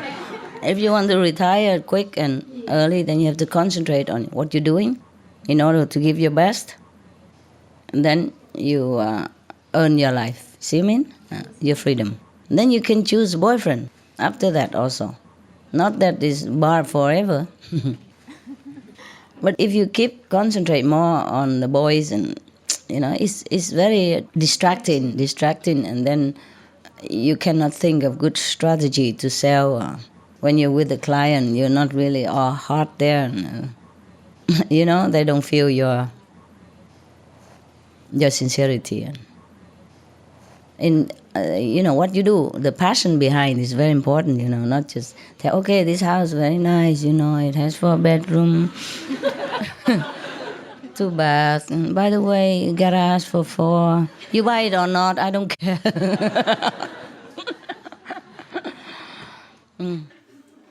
Do it with your heart, okay?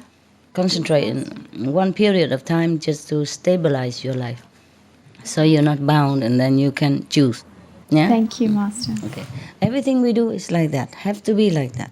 Whether study or business, we have to have priority. Understand? You have to lay down priority. Okay, if you want to be happy in your life, you have to prioritize your life. If you really want to be free, then you have to be successful first. Yes? And then, because you want to do other things, you don't want to continue this life working 8 to 5 forever or being bound with business forever, then you have to concentrate on working to free yourself. Yes? But if you just want to be happy, have a marriage partner, then find one and settle with it. Yeah? And then the job is secondary. You have to know what matters to you most. The love or the success of business. The happiness or just ordinary, trying to finance yourself every day. Everything we do, we have to concentrate and give it 100%. Then we're free to move to the next project also, if we want to. And if we find out somehow that this is wrong for us, then we have to move to another area quick and don't linger there. You see what I mean? We have to know, okay, it's okay, we make mistake now and then, we try this and that, and it doesn't make us happy. But if you know what makes you happy, if you know what you want, then you have to work toward that goal, everything for that. Not half-half, and then you never get anywhere. Okay? That's difficult, but you can. Yes, Master. Thank you very much, really, Master, for everything. You're welcome. I hope you'll be happy next time I see you. Yes. I'm happy now. I mean, more happy. Thank you. Let you free, yeah. Anyone else? You? Oh. Cameraman. Hello. Regarding the condition of this world, I would like to ask, is it possible for the King of Illusion himself to be liberated in some way? Maya, the King of Illusion. He's liberated. He thinks he's liberated. Nobody do anything to him. So what is it now you want? You want to save him? Go ahead. I don't like him. Well, the problem is, as long as he exists in his world, the system we don't like exists, I think. Yeah. But we also are part of it. You see what I mean? He existed long time already. Well, he has nothing wrong with him. It's just his design in all this. Okay? But he doesn't actually do anything. So you can't even accuse him. See what I mean? Like he just designed the tiger, and then he designed the rabbit, and he put the tiger next to the rabbit. He do nothing. Right? Did you see he killed the rabbit? No, he didn't. It's the tiger who did it. He has his merit. You can't just kill him like that. You can't just liberate him like that. Because he has been also practicing long years, long aeons, in order to get this power. He practiced for the wrong reason. See what I mean? He has a power, but he didn't have love. That's why. He liked to create things. But he's irresponsible creator. But you can't even blame him. That's the problem. I can accuse him, but I cannot have evidence against him. He just created the tiger for fun. And then he created the rabbit just for fun. What harm can it be to create a tiger and a rabbit? The problem is that the rabbit run next to the tiger, and so things happen. So how can anybody blame the king of Maya for what did he do? He just created things. You understand? So now, just like an alcohol producer, he just produced alcohol. He didn't force you to buy it by gunpoint. So you cannot say anything. He has a license, you see what I mean? The other king of Maya also has a license, because he has been practicing much more than you do. You can't do anything to him. We can argue with him and can, negotiate, damage control, but you cannot, liberate him, you mean? Put him in heaven, he's already there. Put him in hell, he's also already there. But he's the king of hell, he's not afraid of hell. Okay? Now you know, any more questions? Yeah, is there some way to negotiate with him that way that his system changes a little bit? It will change if we all became aware, as I told you, as you do. You see? The whole universe, on other planets, everywhere. Oh. Yeah, wait until you become master and you do all that. Thank you. It's an evolution, you see what I mean? Because it's already all created, you see? Either we have to destroy everything and start it anew, or just let it develop and have to teach everybody to be aware. And don't walk there, just walk here. See what I mean? Yes. We can't get rid of the Maya. That is a problem. But I have accused him for all his mischievous deeds. And it is the truth like that. Yeah? If we were not born here, then we didn't have problem, right? But the problem is we also had choice. Yes, we had choice. It's just that when we were born in here, it's so overwhelmed with all kind of temptation and trap that we didn't know which way to go. We didn't know what choice is the best. Especially not everybody have been taught, I mean personally and I would say constantly to remind you that you shouldn't go this way, you should go that way. Okay? Because the creation, like the evolution, he created already. You see what I mean? Before you and I were born. And there's so many animals and all that, so the evolution has to continue. Until further notice. Yes. Maybe we post him a job somewhere else. But where can he go outside of the universe? He'll be itchy and create things again somewhere else. The thing is, that is the thing. That is the thing I tell you. You have to practice spiritually with moral and wisdom and love. You see what I mean? That's why otherwise sometimes other teacher or some people like to learn magic instead. You understand? Or learn with any other master, no need vegetarian diet, no need meditation, no need 5 precepts, nothing. So this kind of teaching will breed kind of Maya king. And if you practice life after lives in the same direction, then you became Maya king. It's so much power. Almost like the Buddha. You understand? That's why. Except no compassion. No heart. You see? That's why you have to keep the 5 precepts. That's why you have to develop compassion. Not just power. Not just protecting yourselves by the 5 names or your practice, but have to know that there is suffering for others, and you have to always thinking, every time you encounter someone or something, you have to think how to make him better. See? Okay. Thanks for your compassion for the Maya. So everything's fine under the heaven. Yeah. Who's talking? Yeah.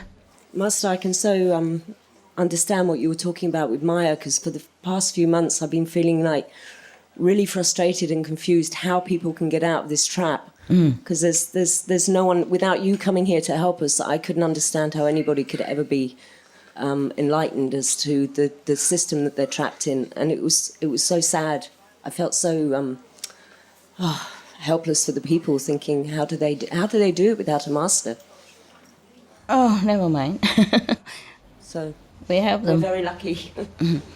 No, the other people, we also help them. Yeah, I also help them. Yeah. I told you. Yeah. Okay, next one. Anything else?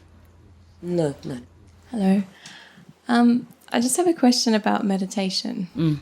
I've only recently been initiated. How long? October. Okay, well, welcome. Thank you. What happened?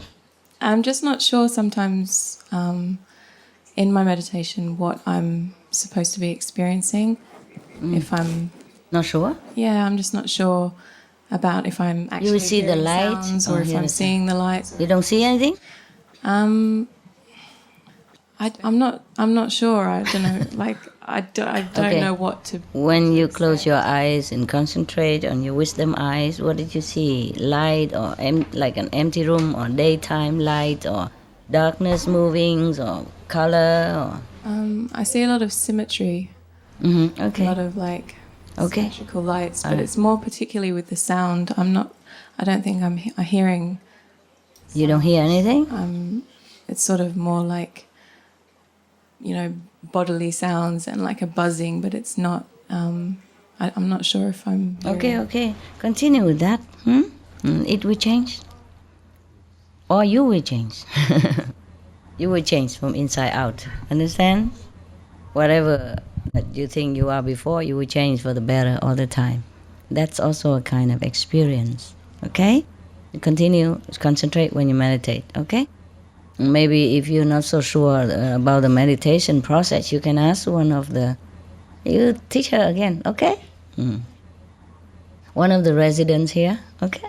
Yeah. You're lucky. There's some residents here. All right. In the morning. Sure, if we're allowed to be talking about what we're experiencing, because I know that when. But you just told me, right? Yeah. Any more? That's you. Oh, it's okay. It's okay. You told me already. And now, if you want to refresh yourself with the meditation process or method, you can ask her. Okay? Okay. Thank you. Welcome. Master. So this morning you were talking about representing us, the beings on the earth. I just feel so grateful that to have you to represent us, to save this planet Earth. Then I think you must have prepared for thousands of years to come down here to learn the human lives. Yeah. To suffer. It's true. And with us. And we have witnessed your hard work. And I just concluded, I think to say gratefulness is not enough. I just feel just so lucky. Just so lucky, we think. So we can say thank you for a million times. Okay. Okay, don't embarrass me. Then I think about, I just don't know why the planet Earth is so lucky to have you here. Well, every planet deserves some chance, no? Okay. But we have you here, right? So the other planets, there are countless planets. They also have me there. They do? Mm-hmm. Different form. Okay. Yeah. Then the other things I was thinking about is, so we have 3 planets, like 3 planets in the solar system. Venus got destroyed, and Mars, I think, according to what you taught us, is almost gone. And so what I'm trying to say is, for a planet to survive, right? It seems like chance is very little. Oh, well, they have to listen to a wise counsel whenever they get a chance, okay? Okay. Like any master go there, teach them, they have to listen. There's always a chance, you see? Just sometimes they don't listen. the planet has the chance or the beings there? The being and the planet together. Otherwise, maybe the planet has a chance, but the beings don't have a chance. Either the beings being destroyed or the planet being destroyed, or both. Depends on how grave the situation is. Okay. Very difficult for, I told you already, life like here, very difficult to make people believe what any master come down and tell them. Okay? So they can come and try to save them, but listen or not, it's up to them also. See what I mean? Like Jesus came down and taught everybody, but not everyone listened to him. And Buddha came down, but not everyone listened to him. Doesn't matter, they will have other planets. It's just I don't like the system, okay? I don't like the injustice, the unfair system that blame everything on human instead. See what I mean? Instead of situation or instead of the policy here or the system that's set up or the program. You understand me? Yeah. Yes. Okay? Thank you very much, Master. Yeah. So if we can prolong this planet, then the people can have more chance to redeem their mistakes and to rebuild their life and the planet. And if the planet is gone, then maybe there is a long time afterward, because just like a chance, you know, you don't always have it. Even Olympic game, they only do it once every 4 years, for example, okay? And if you miss it, you have to wait. Understand? And now we are here. If all the humans can practice well, then they can keep the planet. And the next generation will continue in this virtuous and correct way of life. Understand now? Okay. But if we don't do it, then have to wait sometime many thousands of years to begin anew again, somewhere else, okay? Or maybe some have to go to hell, for example, yeah, and stay there for many hundreds of years or thousands of years. That's very much suffering. So it's better we do it now, and not waiting for a second chance. See what I mean? Do you see what I mean? Yes, I try to understand. Okay. Just like children, if they don't study well while they are in a grade A, for example, then they have to stay there and have to begin again next year, you know, waste a whole year time. Okay? So we have the planet, the human being can continue, and animals Yes. and others can continue to practice. Yes. And to receive the blessing, understand? To receive the blessing while they have a chance now. Once they are condemned already and sent to hell or elsewhere, the verdict is difficult to overturn. Yeah? Understand? Okay, anyone else? Hi, Master. I would like to know if I can share an experience. Like what? Good one? I think it's good. Okay. I was at CAP 16 in Cancun, and so we were in like Cancun Mess, where all the delegates would register. Yeah. So the night before we went there, I saw a vision how you passed like a bright condensed light and everything around illuminated, like it was so bright. And after that, oh my God, all the days we went after, it was so blissful. It was just unbelievable, peaceful, and it felt so good. And the police was so sweet. Friendly, yeah. the police chief and everyone else there. It was such a good experience. And then I went to CAP 17 in South Africa. And before the gala, I also had a vision that how people at the gala elevated, like they were going up. Yeah. Good. Good for you. Congratulations. It's thank you for people. Like it's so nice to know how much you do well, visibly and invisibly. It's unbelievable. Visibly, don't see much, and invisibly, even less. Most people don't see what you see. Okay, but never mind. It's good. It's good for you. My grandmother too. I saw how you uplifted one of my grandmothers, but the second one didn't want to go up. She was already in light, so she said, "I'm good. I'm fine here." So Okay, free will.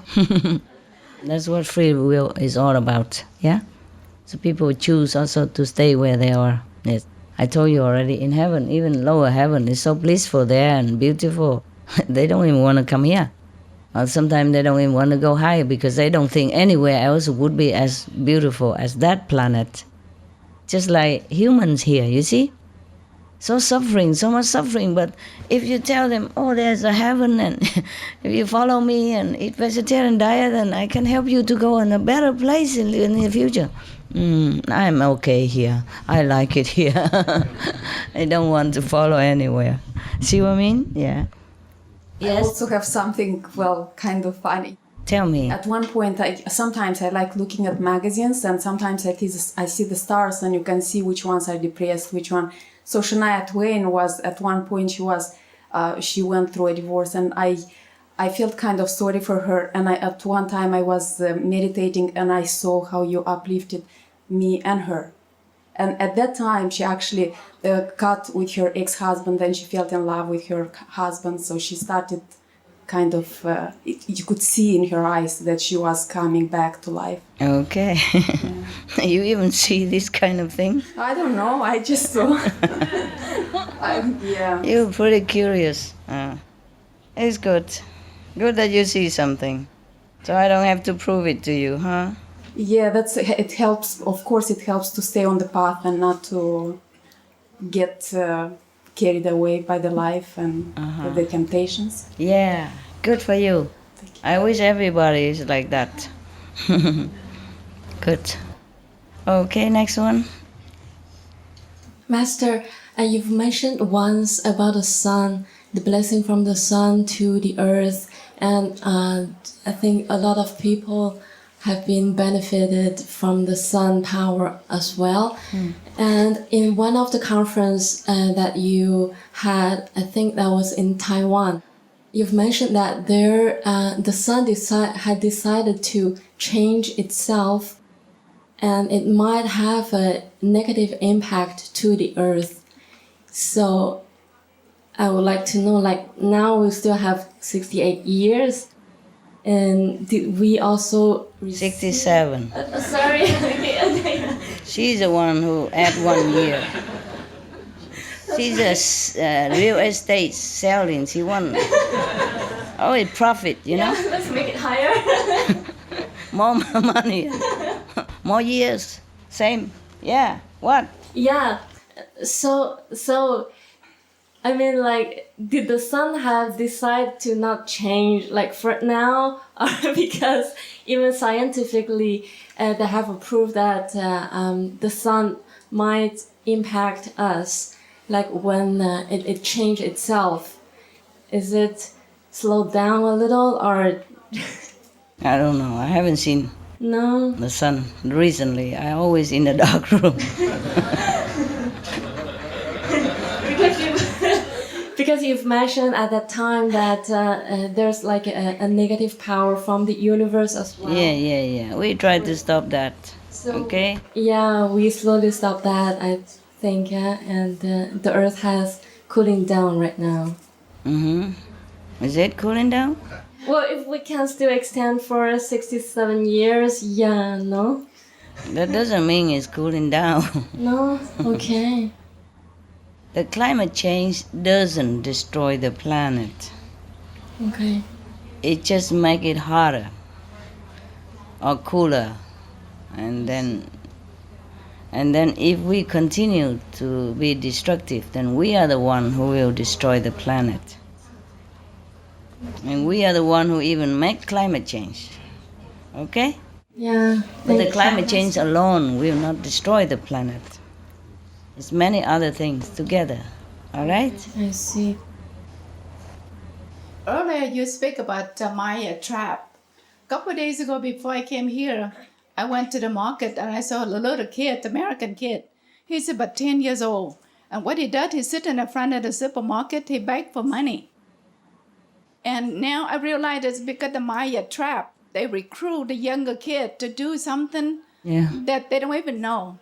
And when I sit there, I watch what's going on. The old man told the kid, said, what are you doing here? Where's your parent? And he said, my parent is home.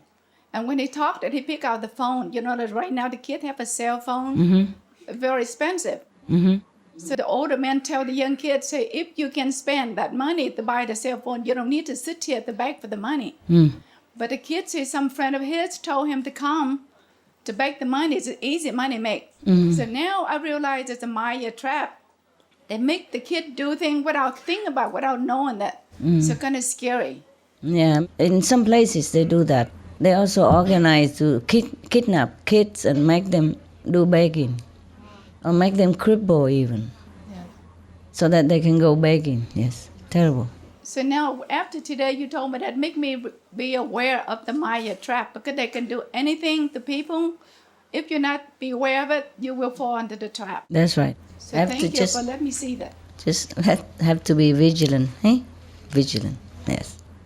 Every time you want to do something, you have to think whether it's really correct or it's good for you or not, okay? Tell me. Hello, Master. I'm just curious, what have you done in our past to be able to earn the merit of luck of meeting you and to be initiated? Because, as you said, it's a lotto. Don't worry. If you win the lotto already, just enjoy the money, okay? It's a long story, maybe.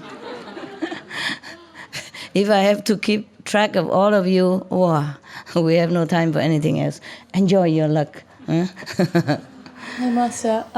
I just want to say thank you for... Why you been crying all this time? I noticed. You want some paper? I'm just very touched by all my brothers and sisters here that you've allowed me to stay, and they're just so beautiful. They're such lovely people, you know? They are, except me, yeah. And I just want to say thank you for inspiring the greatness and loving people, like, just not just here, but even just everywhere in the world. When I used to live in London, I'd be on the underground, and... You live underground? No, I'd be in the tube and the underground. And to catch a train or something, yeah, and then... I was on the train, and then I knew that all the people would just start bursting with light, and I could see just so much love in everybody's eyes, even though they're not aware of it. And I just wanted people just to see how beautiful and how perfect they are. Yeah, and then why are you crying like it's something sad? If people are perfect, I would be happy and laughing. So I laugh a lot too, but and I just also wanted to say thank you so much for what you... Again? Yes. That's the fourth time already, I'm counting. For everything, so much has opened up for me in this retreat inside, with just the confidence and trusting myself. And sometimes it's just so incredible. It's like I can't even believe it. Too much vision, right? Yeah, and don't say too much, otherwise we cut off. I understand. Cut less or something. Enjoy. Okay. So thank you so much. You're welcome. I'm glad you enjoy. Anyone else? Yeah. How do you develop your mind to catch up with your soul level? The mind will never catch up with the soul level. Okay? The mind is a mind. The car is a car, the driver is different. The car cannot develop into the driver status. Sorry about that. Okay? No wonder you're stuck.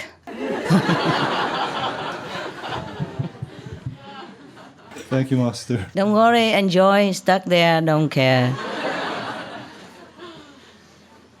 Okay, next one.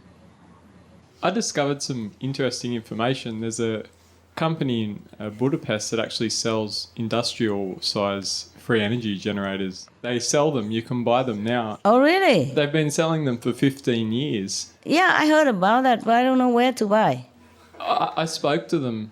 Okay, and what happened? Well, I wanted to buy one for my house, but they won't sell a small one. They'll only sell... How small do they sell? The smallest is 200,000 euros, and it's 1.5 megawatts. Oh, we can buy it for here.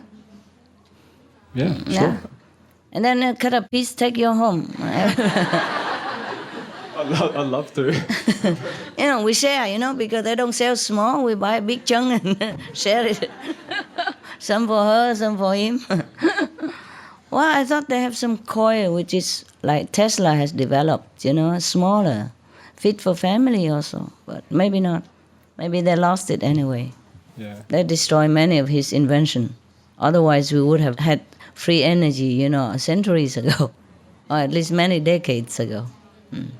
Okay, so we're 200,000 euros, so can we light up the whole center and have aircon and everything, or not? Yes, you could light up half of the suburb here with that power. Yeah, and aircon and refrigerator and all things? Yes. Good. Yeah, but okay. But to change the system takes some time, eh? Yeah. You might as well pay it every month, eh? Okay, for now. And then if we have a new place, maybe we do that. Huh? Yes, I just thought I'd let you know in case later you have a big... Yeah. Give us the address in any case. Yes, Master. Address and telephone number. Yes. In case we go to Africa, there's some tribal area there. I can bring it. Oh my God, so many countries I love to go. Mongolia, South Africa, Taiwan, maybe, yes. And Switzerland, those peaceful and harmonizing country where most majority people are more enlightened, Yes, more civilized in spiritual matter. Yeah. Okay, thank you. Give us the address. Yeah? Yes, Master. Yeah. You can write it now? You have it now? No, you give it to FG and FG give it to my room. Yeah, thank you. Thank you. That's a valuable information. I think I heard about that when we were in Taiwan, no? Any Taiwanese here? When we were in Cambodia, somebody also suggested I buy it with 10,000 US dollars. Or maybe just a generator. I was too busy, I forgot. 你问是不是类似的，好不好? Okay, thank you. Maybe it's not. Maybe just generator. Yeah.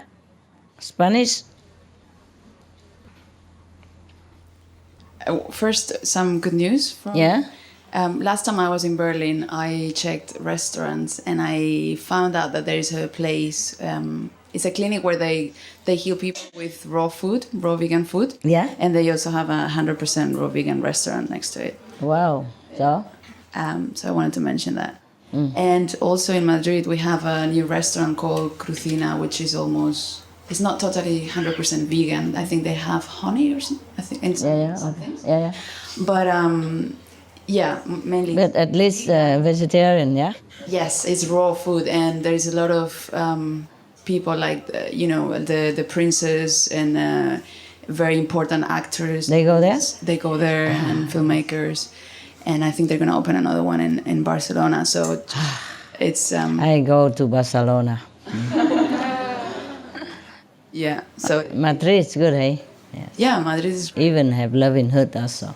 Yes, the Loving Hood is great. Yeah, is it working well there?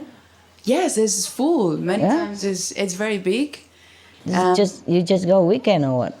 Well, my parents live there. Is it only weekend full or always full? No, it's always full. Oh yes, of course. Yeah. Wonderful. Madrid is a big city anyway, so wonderful. I'm glad. Yeah, it's a very beautiful place. And then I also want to say that I even don't have words to describe how beautiful you are. Oh. and how much love I can feel from you for everyone. And not everyone, huh? When I scold, you also feel it? Yeah. Well, I know you do it for love also. Yes, also. Very difficult to explain this kind of love, but believe it, it's also love. Master, it's very enlightening just to be in your presence and see everything you do. Thank you, love. Thank you. And it's just the most amazing gift I've ever had. Thank you. So thank you. Enjoy. And also, I've been looking at the book, and I wanted to just to say that if you ever need me, I'll be really happy to work for you and to serve you. And I just got you this little picture. I didn't have anything else to give you, and my contact detail in case you need, I don't know, Spanish translator or whatever you need. Okay, thank you, darling. Right. Thank you very much. If I ever go to Madrid, you take me to this all this fanciful restaurant that you just told me. Yes. Make me mouth water already. Yeah. I'm drooling already. Yeah. Madrid is great, hey? Mm-hmm. Good city, has everything. So nice. Yeah, it is great. You're lucky. Okay, thank you. Thank you very much, Master.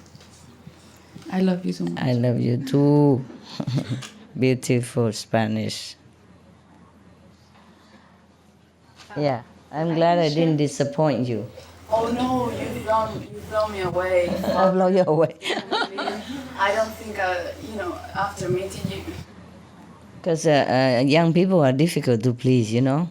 They are for revolution against authority and big figure like parents or teacher and stuff. So I'm lucky. I love your videos, and I've been watching, and I've heard from some initiates that they really love you, and so.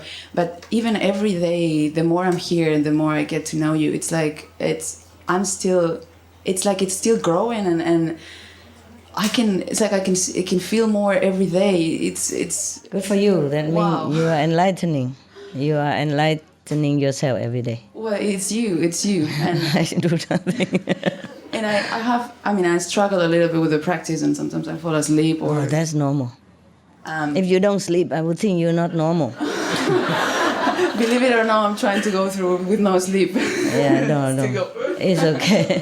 It's okay. Just try your best. Yes. Yeah. So no, you didn't disappoint me. You just made me aware of that this love is real, and it's here with us, and I felt it sometimes inside, but to have a real person in front of me, it's like this, it's really inspiring. Okay. So good. You. I don't even think I need to find a man anymore ever. Oh my God. That's good news for you. Yes, I mean, if I find someone that we get on well, naturally, each yes, other, great. If it's naturally, okay. But to see that love is like, well, that's what I want to bring to the world as well, to my world and to everyone else around me. So. Oh, thank you. Yeah, thank you so much. I don't know if I deserve that much, but thank you. Thank you. Thank you. Okay. I'd say one last thing. Another thing? It's something I've been wanting to say since the first day, but I've been a bit embarrassed to say it. Me too, I'm embarrassed. After she say all this, I'm really embarrassed. Well, I grew up with a friend in high school, and she's a supermodel, and she looks like you. I don't know if you've heard of her. She's called Devon Aoki. I heard the name. Yeah, she's got blonde hair, and she's half Japanese, half American. Oh, yes. Exquisite looking. Yeah, and you look just like her, especially when you're laughing. But you do look like... Oh, thank you so much. Now I'm really embarrassed. I don't know where to hide. You don't know how hard it is to sit here in the spotlight and... Okay, never mind. Being projected with all type of energies, praise or blame, or, never mind. Okay, listen, guys. If you don't believe what she says, don't worry. I also not. Okay, I'm very embarrassed now. Truly like that. Thank you anyway. You too. Yeah, you too blow me away also. Maybe you just love me so much, and yes. If you love someone so much, I mean, the high level of love, she can do no wrong. It's like that. And remember the story I told you about a Chinese master. He was lame even, nah? And he doesn't look handsome or anything. But so many women want to come and become his concubines, and so many men went there and do service to him, for him. I say voluntarily, yes. So one of the Confucius students asked Confucius, well, what kind of man is he? He looked terrible and he's lame. He can't even walk straight and he don't look. And he's older already. And how come so many women flock to him and want to be his concubine? Second wife stuff, mistress. And all the men flock to him and want to offer to be his servant, whatever. Voluntarily. So Confucius said, he's enlightened. He's an enlightened master, yes. Something like that. So, hurry up, be enlightened, don't look for a boyfriend, they will look for you. At that time, maybe you have difficult fighting them off, huh? Seek you first the kingdom of God, eh? But I'm still embarrassed, More women are attracted to me than men. I feel like I'm failing somewhere, something lacking, Just you guys tell me what I don't have. What, love? You're irresistible. No. Yeah, but to men, look at how little they are. It's more difficult to I think, for women to be attracted to a woman. It's more difficult. It's more of a compliment because. Oh, really? Yeah, if you're not a lesbian. Talk on the microphone, man.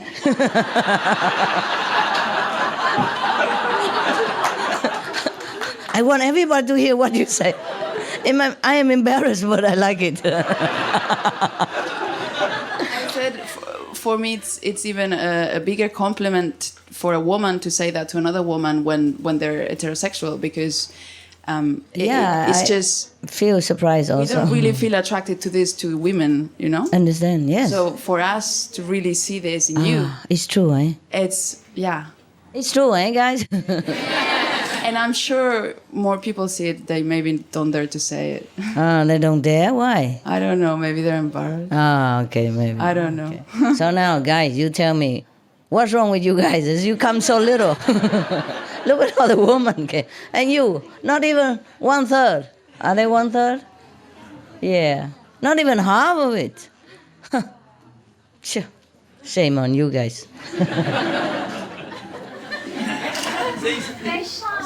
They're shy? They're shy at home, but they don't have to shy to buy a ticket.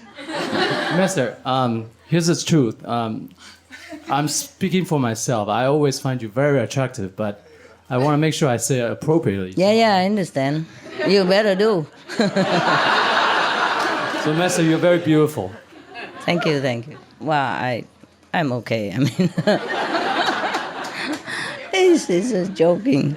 Okay. Men are generally more shy than women, and they are not expressive like women. Yes. Really? Yeah, fine. They don't have to express anything, but why didn't they come here? They can just come and sit like everybody else. We don't ask them come here expressing anything. What I mean is, how come men numbers are so small everywhere, even in Taiwan also? Most of the people who came to me are women. Somehow, how come, huh? Yeah, it's interesting. You put it that way. Interesting. Yeah? Maybe your wife or girlfriend control you, huh? Huh? Yes? I think they're more smart. The women are smarter? Yeah, they know what's good more easily. And go get it, huh? Yes. Sorry, guys.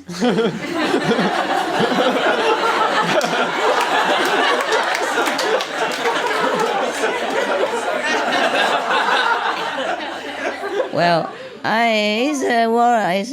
don't worry. I think they will not vote for you as their president here. You will lose for sure.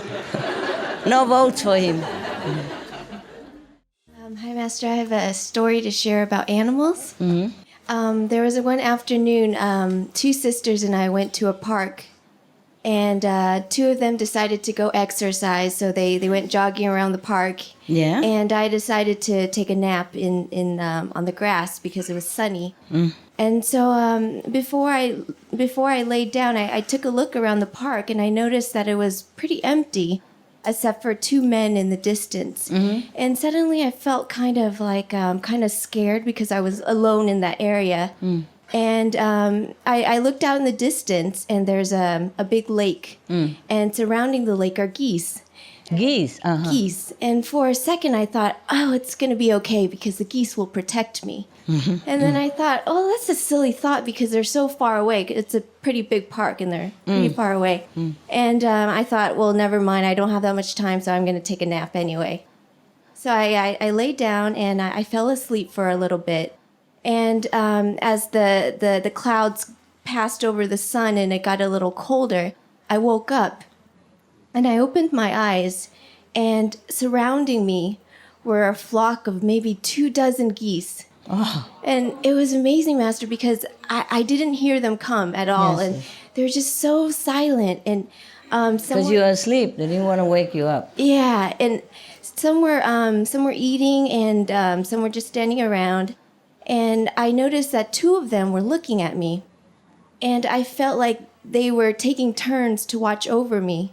And I looked at them and I sent them my love and I said thank you. And after that, they went about their own business and started eating grass too. But I just sat there and I just felt so protected in their love. And by then it was about maybe 20 or 30 minutes and the 2 sisters came back and they're like, wow, you found so many new friends. And just wanted to share that. Yeah, yes. I have told you, if you even think of them or need them help, they will send love your way or blessing your way even. And now they even come present in their own physical presence because you trusted in them and they know it. You see? I told you animals are humans' friends, protectors, and blessing source for our spiritual development. We lost many of the ability to connect with other beings, and that's a pity. Humans lost, but animals never lose it. They never lost it, yes. You could even communicate with even poisonous snake and they would not harm you. You know that? Yes. You have experience? Yes. Okay, let him talk about it. Prove me right. Sometimes I stay at mountains at night, at forest, and this was a few years ago, and I sleep at the ground. And I open my eyes, and there was a snake, poison snake. Yes, poisonous one. And he looks at me, and this was like connection. Eyes contact? Yeah.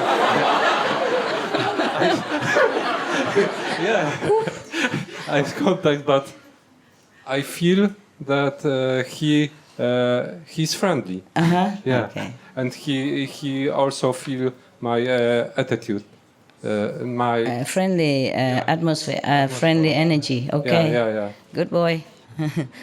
But next time, still take precaution, please. But usually the snakes just go and then he goes when away. They yes. saw people. Yeah. Yes. Good. You're lucky then. Yeah. It's okay.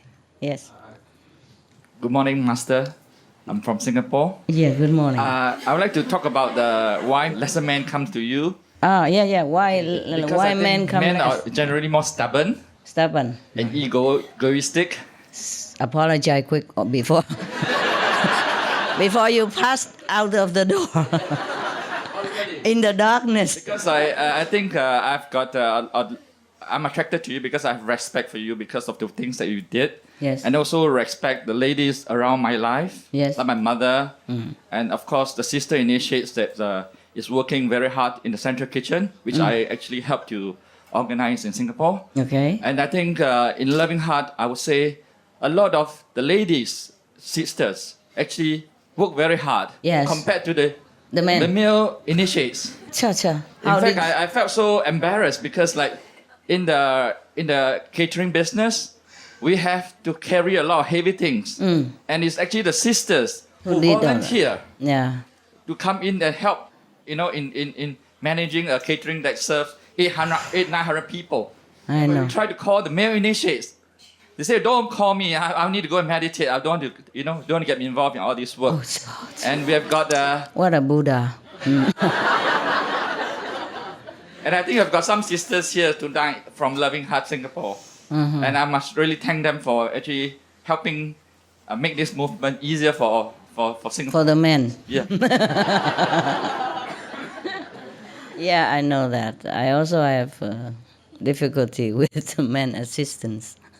I told you, there was an assistant. Normally, I take care of myself, everything, nowadays, if I'm not here. Because when I'm here, then I'm busy, of course. A lot of people like to take care of me here, so I let them, cooking, washing, whatever. Also, these kind of dress, I'm not expert in washing them, for example. So I let them, But at home, I just wear normal, simple jogging clothes or something. Or sometimes I don't care to wear anything. So life is easy. But I took care of everything of myself. But sometimes I had to go out all day doing other things, and come back. And a couple of dishes that I left in the morning is still there, saying hello to me, And the man assistant come up and down and leave even a working note for me next to the sink, but don't touch my dishes. I am already gone out until 11 o'clock at night already. Then he knows I won't be home. And the day before, I even asked him you can help me to wash the dishes. But he didn't want to understand it. You understand? So why I told you when I come here, wow, it's 360 degree opposite. Come in, food waiting on the table, and clothes are clean, neat, hang in the closet, and the floor are so clean, I could even eat on it. It's really too much difference here. But not because of that it's attractive to me or anything. I'm just seeing what a different world, two worlds, Yes. But what is wrong with washing a couple of dishes just to make me feel good when I come home? Even if I don't ask. See what I mean? But put a working note right there. Other working things. That means he saw it. Doesn't mean that if he didn't see it, then it's maybe he didn't see. Men sometimes don't see things. But he put a note right there. So he saw it and didn't do it. You know what I mean? So sometimes I'm thinking, my God, if I have a woman driver or something, would be better. But sometimes it's not the same. Well, the South African wasn't too bad. Because she kept talking very sweet, and I forgot how bad she drives also. She compensates, So I was listening to her, and I don't mind if she bumped the curb or something. Maybe I forgot. I didn't look. Very clever indeed. Yes. Mostly women are more dedicated, I have to say. Maybe we were trained that way since we were kids already, This society is still macho society, Women do things at home, men go out earn money, thing like that. So mother always teach the daughter how to clean up the house because her mother taught her how to clean up the house or do the things, yes? I think mothers, all of you should change your attitude, yeah. Train the boy also to do things in the house. Yes. In the ashram, Sihu, I make boys and girls same thing. So girls mix cement and drive big truck, and boy also cook in the kitchen. Take turn, Nowadays they have developed new systems since I haven't been there a long time. They become different. They don't even bother to cook. Everyone cook what they like and eat what they like. Eat raw, fruity tutti, or whatever. Attempting breatharian. I don't know why men are less willing to help than women, eh? Or is it true or men are more willing to help? It depends on whom he helps, right? If it's a pretty woman, he's 100% willing. But I'm so pretty, why are you not coming more? If you say I'm so pretty. That doesn't make sense. Sometimes they're scared when when women are beautiful, they're actually scared. So they're scared of me? They could be. When they're powerful and very... Yeah, I understand. It's true. Guys running off and it's like... It's true, it's true. You're too strong or something, yes. Yeah, okay. That's what she said. Maybe you guys are scared of me. Be warned. I'm more scary than I look. I will push you up all the time until you get there. And man doesn't like to be pushed, right?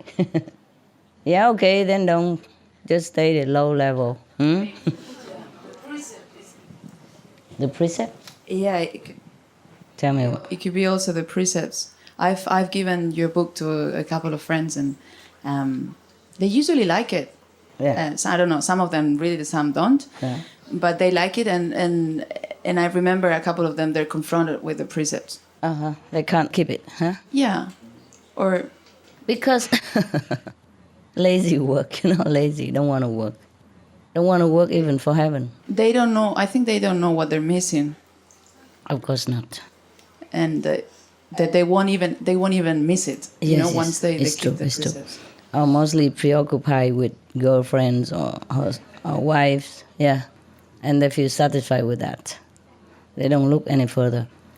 In the beginning of our creation, women were in charge. We rule the world. And men are only for physical work or, other stuff.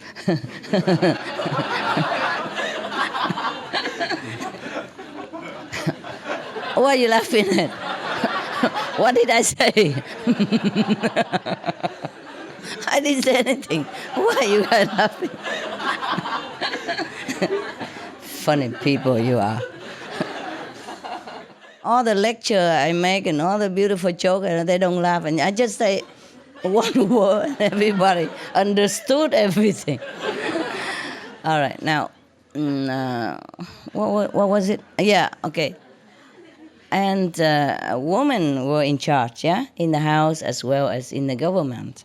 And men stand by for any, physical need.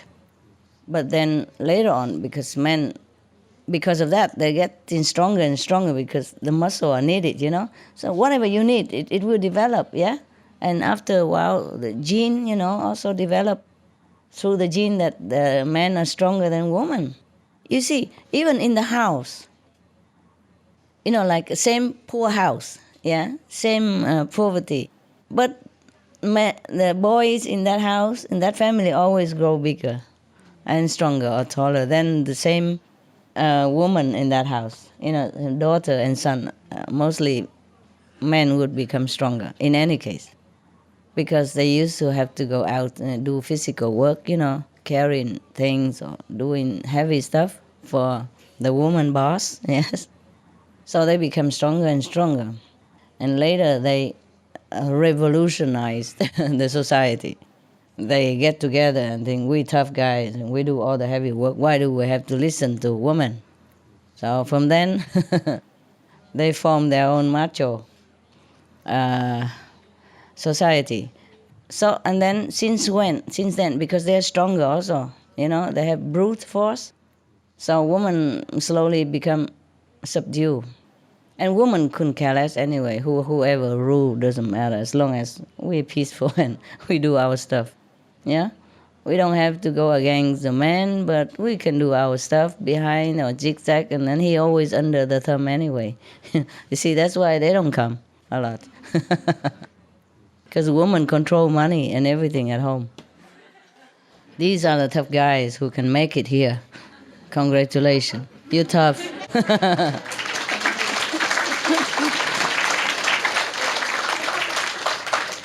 You made it, man. I'm proud of you. No matter how you did it, you're good. Yeah, in Taiwan also, even, mostly women come and they also sit like that. All the women facing me and the men always on one side or another side. A thin line in the horizon. Yeah, I really wonder what difference That's an X and a Y made in the lives of human, eh? Woman and man are so different. Okay. Yes, sir. Aye. I just wanted to say something because I've been trying to talk like 2 days, but it's like choke in my Why? in my throat. We are not snake or anything.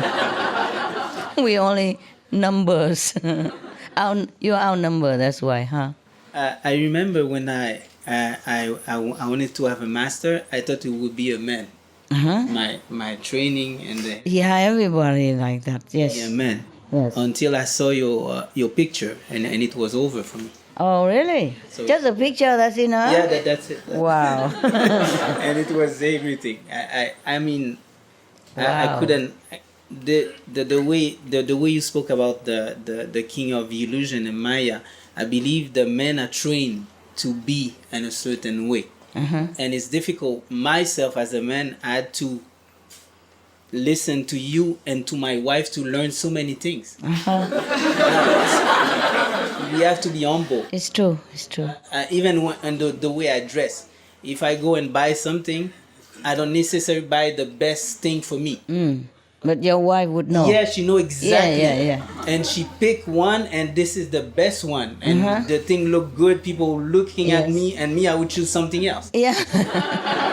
Well, at least you know it. I learned to know that. So at least you're a man. You are really special because most men don't ever admit that he's wrong.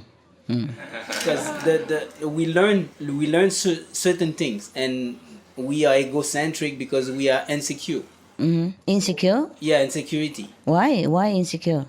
Because we feel that we're not too good. Let's say I'm speaking to a woman or to my wife. You feel maybe you're not I'm up not to good her enough. standard. Like she knows, she's too quick. She understands it. I don't get. You never get it. She got it always. Yeah, she get it like that. And when it's dealing with the children, she's like, what she can do is magic. Yeah. Me, I'm just trying, but what she does. Helpless standing by. I mean, that's magic. As soon as she get to the door, the children just run. They run out also to see me, but it's not the same thing. They just run like they grab their mom and things like that. So there's a great power when it comes to a woman, but I know that, I remember my mom. I always been with my mom, and the nourishment, all those things. It's stuff that we cannot forget, And when I saw your face, when I saw you in the pictures, and the first time I saw you, it was an initiation, and I remember you were scolding somebody. Yeah, typical. And it was scolding, but it was so beautiful. Oh, really? How did I do that? Can you tell me I did it again? Because we could see all the love. It's like at that time, it was clear that this person was the only person existing at that moment. Yeah, that I understand. You care so much that you don't want him to continue in the direction that is going. Okay. So you don't care to take him at that moment. So, I mean, I don't want to fight women because there's no way I can win on this. Please don't start even. I don't.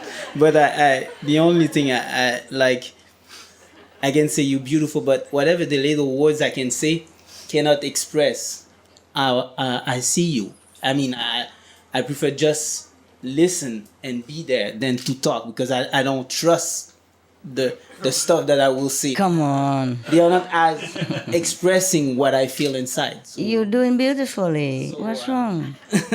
yeah, but I believe that men really, from the lower age, they need to be taught.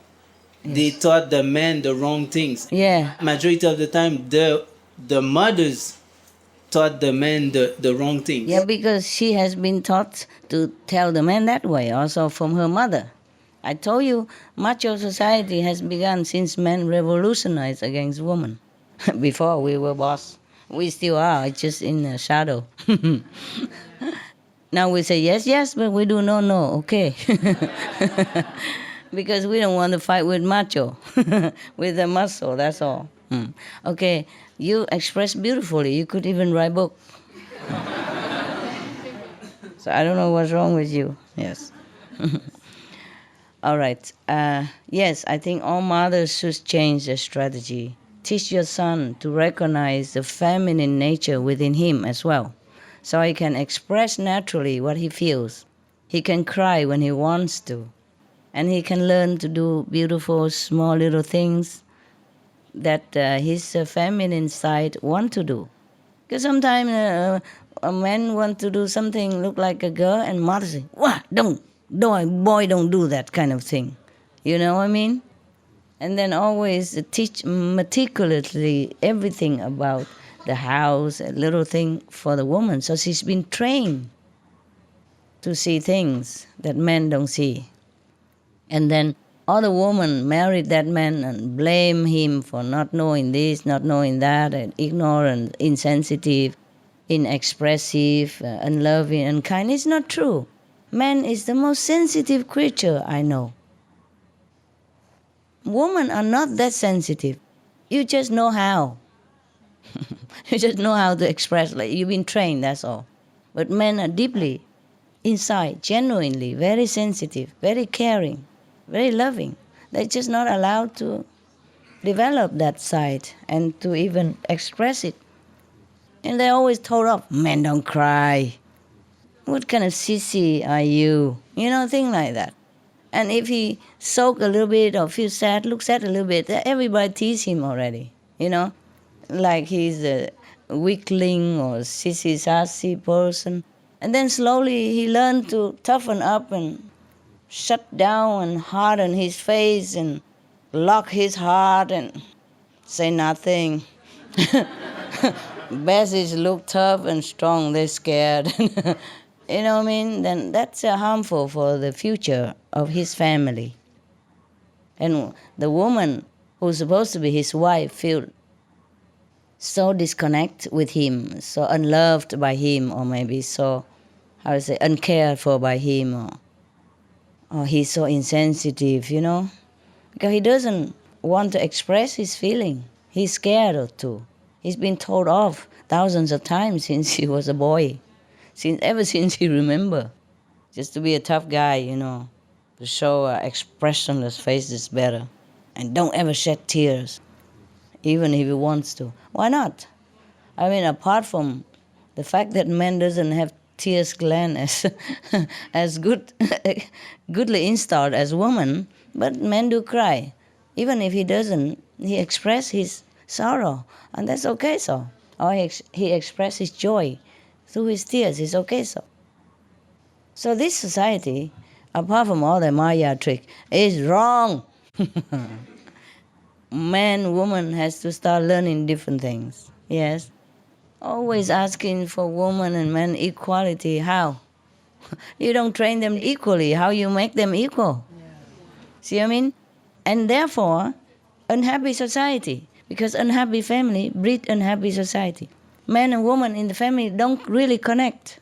And then the woman and man feel like they're not really in love or they're not really sharing, you know, enough. You see what I mean? And both feel sometimes very empty, unfulfilled. I was trained that boys and girls stuff are bad and sinful. But everybody's doing it all the time. I don't know why you tell the children sinful. You could tell them that, okay, these things are not very productive right now for you at your age. You know, first you learn many more things first, and then maybe family later on, you know, because if you have connection with each other physically, then maybe accidentally or undesirably you have children. Then you have to start a family already. In your age, it's too young, you know, too much responsibility. Maybe you enjoy life first, you be successful in whatever you want to do first, and be proud of yourself, be confident, self-confident first, and then you can start romantic stuff, you know, when you're more sure and when you know how to protect each other and take care of each other. Anything like that, you can say. You don't forbid them and tell them like it's a sinful stuff. So parents should never tell children that, sexual relationship is sinful or anything. You explain it all to them. Tell them the pro and con, okay? Because if you condemn sex, then you're condemning yourself. Understand? And they will be confusing. They say, why? Why are you doing that? Where I come from? Remember the story I told you a long time ago? There was a kid asking his father, where does he come from? About 5 years old, a son. So the father, always say the same. The stork brought you to us. Remember the story? So the kid very indignantly looked at his father and said, Dad, so many beautiful women in our hometown and you fool around with a stork?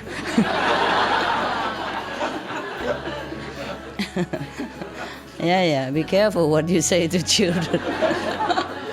What you don't know, you just ask them, it's better. Okay, any moment want to express your feeling and why you are what you are and stuff? Here, over there. Mongolia, you have important things to say, I know. Just let them express.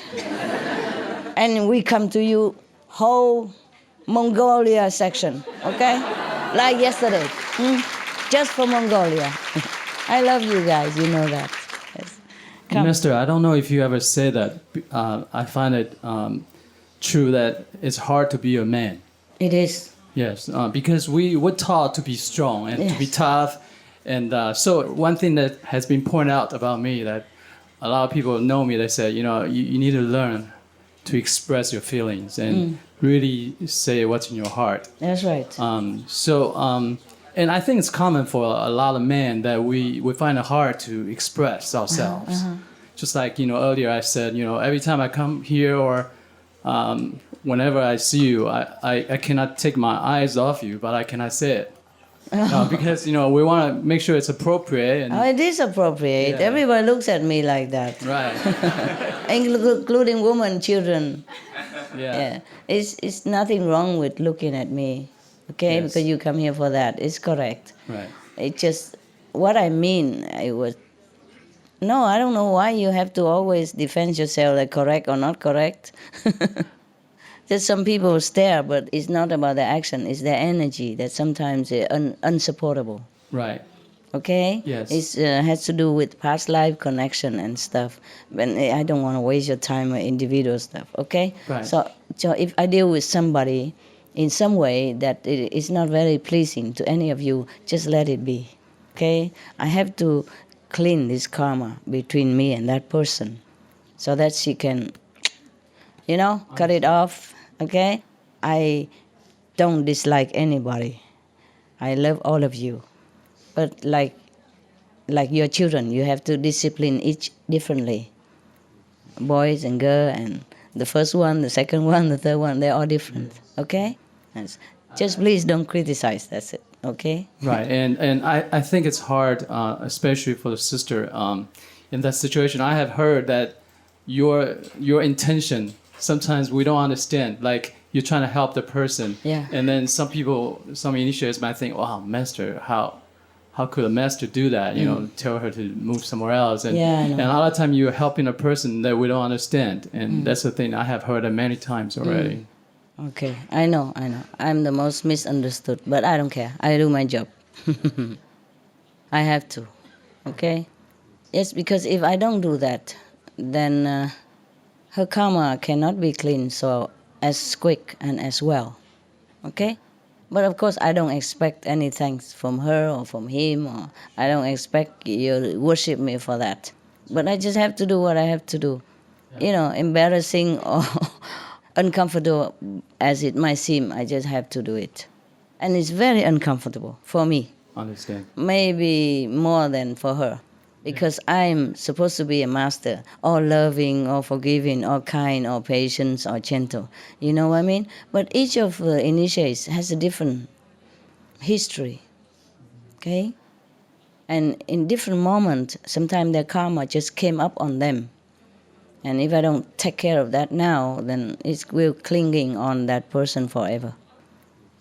Yeah, but never mind. I know I have difficult job, and it's very difficult to sit here and treat everybody just like the same, or gentle, because that won't work for you. That means I'm not good to you. If I treat all of you gentle, okay, I earn your praise and all that, but that's not good for some individuals. True. Okay, I'm not doing my job well. Just like, okay, at the laundry shop, everybody brought different clothes. Some are more dirty, some are less dirty. But if the laundry person treat all the clothes the same, then the dirtiest clothes will not get as clean as the lightly dirty clothes. Then she is not doing her job well as a laundry personnel. Okay, I'm very sorry. My job very complicated, and I'm very uncomfortable many times. But I just have to do what I have to do. Understand, yeah. And sometimes, I don't know if anyone said that, but like yesterday I shared a little bit.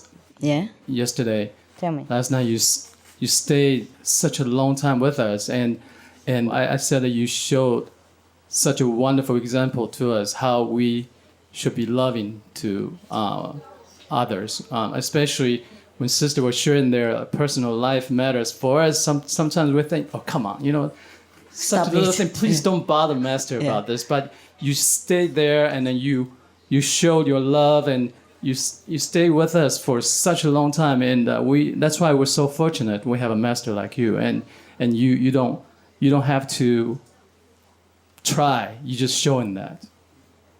Yeah, just like I don't have to try. I just code. I do things accordingly, okay? For whatever that person need, I do it. Be it comfort, hugging, or be it just remonstration or otherwise, okay? I'm here, sit here, or anywhere in a multitude. There cannot be two persons alike. So I cannot treat all of you alike, even I like to, okay? Levels different, karma's different. And sometimes at home doing different things. That is not to your knowledge even. Whoever did something at home or in her heart what she thinks about me or about others, you don't know. You see? So I do what I have to do, even uncomfortable. Just imagine. I am more or less like a poet type, an artist type. And artists and poets people, they're more gentle in their heart, They mostly don't know what to do anything else in the world. And they're very docile normally and gentle. So for me, in this type of quality, have to act opposite. Can you imagine? Very difficult for me. Very uncomfortable. But I have to do what I have to do. Sometimes kindness doesn't always mean, okay, hug, hug, love, love, kiss, kiss. No, you don't do all that to all of your children. Some you discipline him, and some you give more love. Not because you bias, but that's the way it is. Yeah? Okay? In the school, it's the same. Teacher don't treat all students the same. Yeah? Sometimes they make them grounded or stay behind the class to write something because they misbehave. But this is worldly speaking, obvious behavior that you can tell. But the inside a person, only that person know, and the master power know, heaven knows. And if you really come to me as a so-called disciple and want to better your lot spiritually, want to improve yourself in a spiritual level, then I have to do what you expect of me. Bringing you up, no matter what way, okay? I can't bring all of you up the same way because all of you are not the same. Level not the same, mentality not the same, karma not the same. You understand now? Because if I'm really angry, bad mood or anything, I cannot just turn around and smiling at you and acting like nothing has happened. Because nothing really happened in my heart. I told her to go, but I didn't hate her. And she didn't keep bugging me for hours on end. It's not like that. See what I mean? I just have to do it, and I do it, and it's finished at that instant. Okay? Yes. And the rest, the karma will take care. All right. Thank you. Thank you, Master.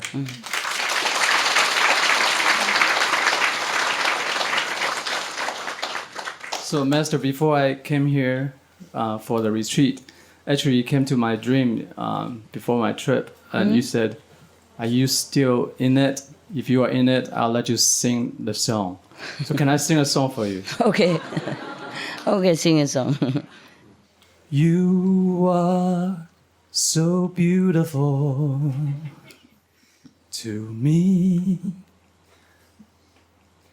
You are so beautiful to me. Can't you see?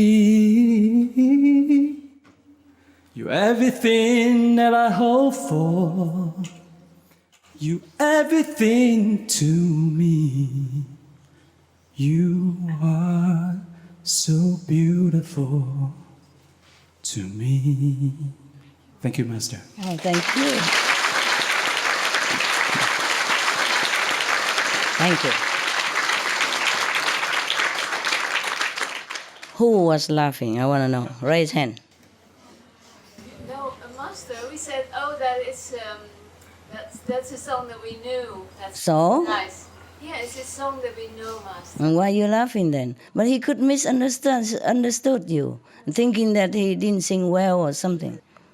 This is a problem with a woman. The man was trying hard to express himself, this is rare and difficult for him already, and just laugh at the wrong time. It's not a joke, was it? He was singing emotionally. Why it wasn't a funny thing? Why anyone could laugh, I don't know. You should have closed your eyes and enjoyed his heartfelt offer. Understand? Even if he sing lousily or not, it's his heart, okay? You laugh wrong way, wrong time. Yeah, you understand? Even, this is really lousy. Especially for women, you should always encourage the man to be more free. See, free and expressing freely himself. Because he has been restricted all his life.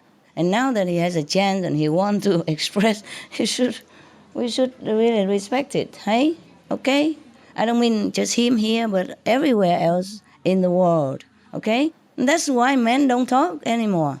Because they're already born clumsy. They're men. They're different from women. They don't move gracefully the way you do. And if they do it, people will also laugh at him and say he's gay or something. You understand? Yes. So they're already more clumsy than girls. And mostly they do things when they were young. People already laugh at him. Or when he says something, sometimes he's so, so intimidated by a woman or by parents or teacher woman. He's already on edge. You understand? So if he tries to express something, encourage him, okay? Yes. And if you want to laugh later in your bathroom alone. Huh? Just like lousy friend, when he tells a joke, even though you heard it already before, I know that joke. You see what I mean? It's just ruin his mood. Yeah. And then the guy don't want to say anymore, of course. Or before he finishes that joke, tell the punchline to everybody else. So shut the man up. You see what I mean? Yes. We have to be more compassionate at women. We have to show more like motherly nature, okay? I know men are lousy, but we need them. No? You don't need men? Tell me who don't need men. I know you do, so other women tell me.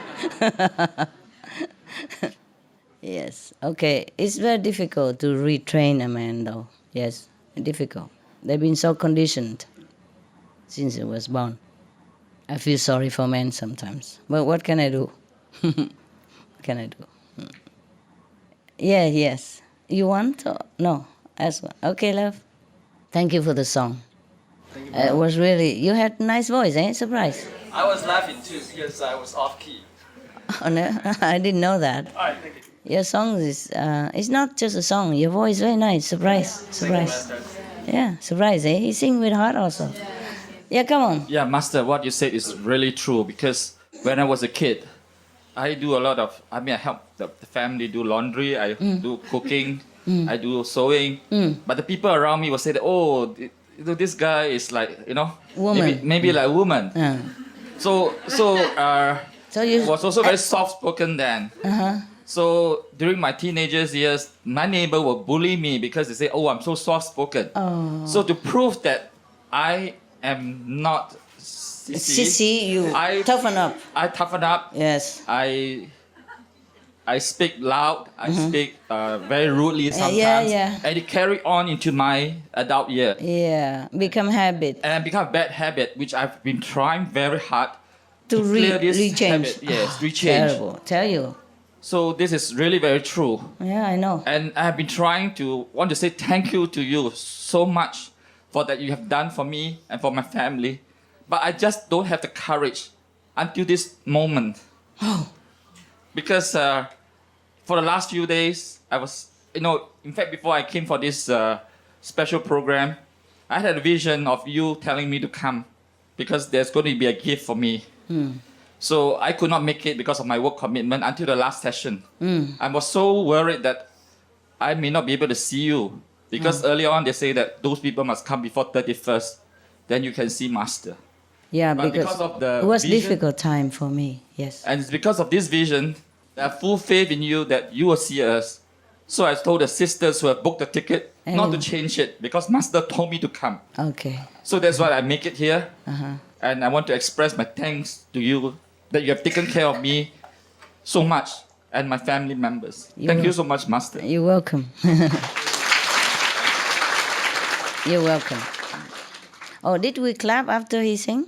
Yes. Oh, I forgot because I was so distracted by the unruly, unrightly laugh. I was worried he so embarrassed or he stopped or something and he would never sing again. You got a standing ovation. Okay. Anyone else? Yeah. Here and there, whoever. Sorry, Mongolia. I will stay with you. I will stay with you, okay? Later, yeah? Hi, Master. Hi. Master, I think for most men, to understand love is a very difficult thing. Huh? And especially for myself. Oh. Over all my years, my relationships, I've found it's very difficult to understand what love is. Yeah? And how to love. Uh-huh. You mean general love or love, affection, love between man and woman? Man and woman. Oh. Well, that's more difficult. I also don't understand, honey, so join the club. I don't think any man understand, any woman understand either. Do you understand? Maybe they also don't. They're just more expressive and look like they're more understanding about love because they have been loved and taught by the woman just to express freely what they feel. But doesn't mean they understand, It's all karmic anyway. You don't know already? So what I want to say, Master, is though, after meeting you and practicing with you for many years, I really understand what love is. Oh, you did? And I want to say thank you for that, and I love you very, very man, much. That's very touchy. Thank you. Thank you, Master. Wow, that's very nice. You understand it? How? Can you Yeah, teach? brothers, Can you teach please me? share. Really?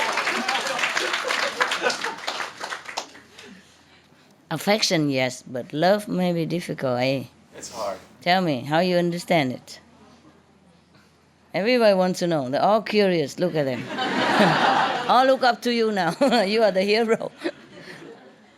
Just how you're always so unconditional. You always put others first before yourself.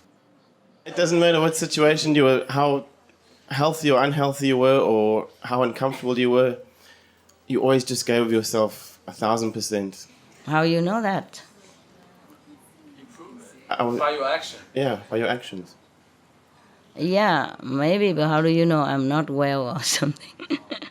I was with you. Oh, I see. Okay. But did I do something there? then? Always, Master. Every day really touched my heart. Sometimes you were too sick to even walk. But still, you gave so much love to the people around you.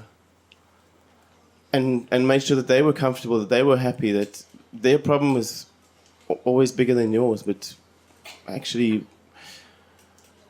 I think you were suffering a lot, you know. And you were suffering so much as well, but you just gave of yourself. I didn't. You ignored yourself totally. I didn't remember all that. You mean when I was very sick, huh? You were with me, huh? Yes. Yeah. But I don't remember what I did. I'll never forget it, Master. Lying there sick and you still give gifts to people and care about their welfare and I see. even their mundane life, you know. Oh, I see. Yeah, it just happened. But it taught me so much about unconditional love, about just giving regardless of what you have. I couldn't do otherwise, even if I want to. Yes, but because of that, sometimes I also expose myself because people become so curious. Say, what kind of woman like this and do that. But yeah, you're right. I remember now. One of the sister, you know, the nurse sister, yes. And before my operation, wow, that was terrible. Huh? It was really painful. I was speechless. Even I could not even scream. Wow, that was terrible. And then the nurse, you know, she was angry at me or something, or she had a bad day or something. But she was very touched, and she came around and thanked me afterward. Eh? You see, like this, I was in very terrible pain. And one of your brother, thanks to him and bless him, he brought this electromagnetic machine that will have something to stuck on your body in the painful area. And when it vibrates, the pain lessens somehow. It doesn't cure you, just lessen, make you more comfortable. I think because the pressure dissipates in the whole body instead of concentrate there. And the blood don't concentrate there anymore. That's why it is. So you are the only guy that I see crying all the time. Here, you need the whole box.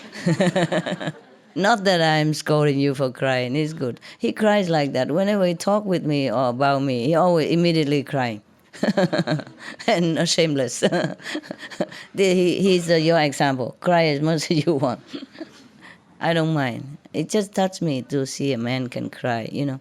Okay, now I was very pained. And one of your doctor brother, you know, from Taiwan, he brought this small machine. You know? Yeah, he's my brother. Oh, wonderful. Okay. And he was very devoted. He loves me so much. They don't let me walk and they don't let me... I want to sit up, but I dare not even. You know what I mean? Because they locked me in. When I first came, you know, because I couldn't walk, they think something wrong with me. They worry I fall down and hurt myself, so they locked me in a bed, you know, a tall bed. And they told me not to move around. So, but I did not even dare to sit up because I'm worried that means moving. And then because of that, your brother-in-law, you know, the doctor, he brought the machine. Normally he do it in my apartment, but I had so much pain. We had to try it at the hospital. But I didn't know whether we are allowed to do that as well because I was under strict observation as well. You know, in my state, if I even driving in the car is agony already. Not my driving, but in the car is already, any bumping is like stabbing.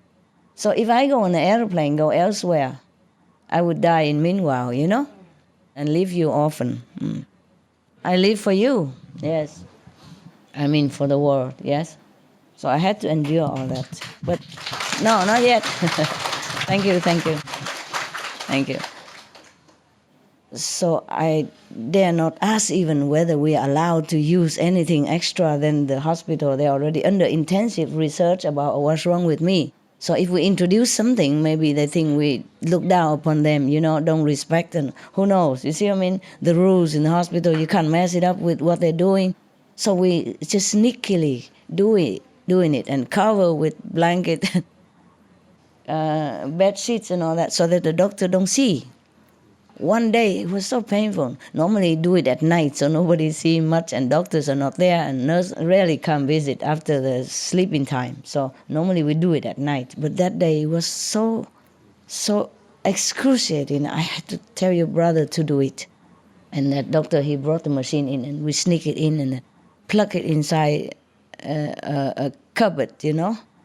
And then, because it's not easy to hide it, dozens of lines, you know, I mean, everywhere, because I'm pain everywhere, and there you have point to attach to the body, and then you turn it on the volume, but sometimes you turn too quick. I said, you know, electric shock, yes. And sometimes he didn't mean to, it just sometimes it happened, you know. Some day I'm more sensitive than other days. So, and then he did it just when it's right already, right. Because he has to test it, you know. Sometimes the knot is very sensitive. You just turn a little bit and it go very high. And it shock you because it's electric. Understand? So now, when he fed everything right and we cover up already, and the nurse bring in breakfast or lunch or whatever that was. And she was telling me that she wanted to put the tray on top of my bed for me. I said, never mind, just leave it on my side, it's good enough. But she insisted, no, it's better for you here. She really tried to look after me only, to try to be special nice.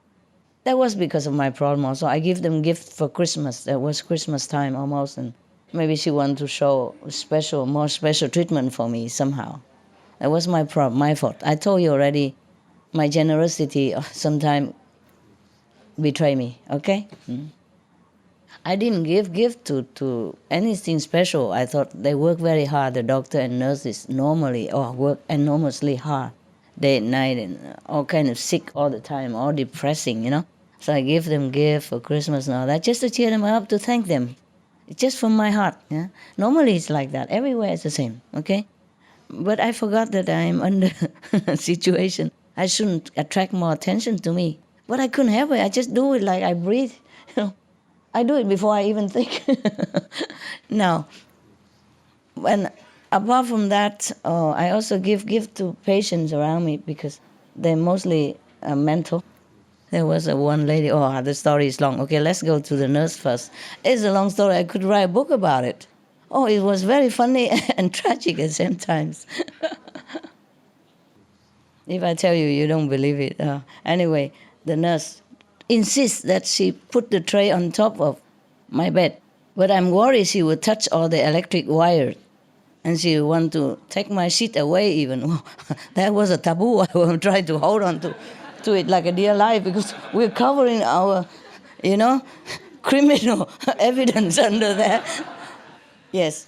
She's struggling with me, and I just kind of say, no, finally. I was so worried, I panic that the doctor might know about it, that she knows about it, and that she will report, and I'm already under observation. Do you understand me?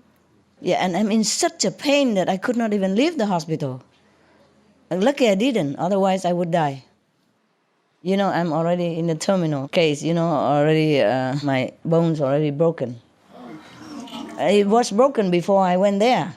It just, he keep asking me, how did you do it, Master? Because I didn't know it was broken, it's just pain. I suspected, but I thought maybe it's just pain. It just happened.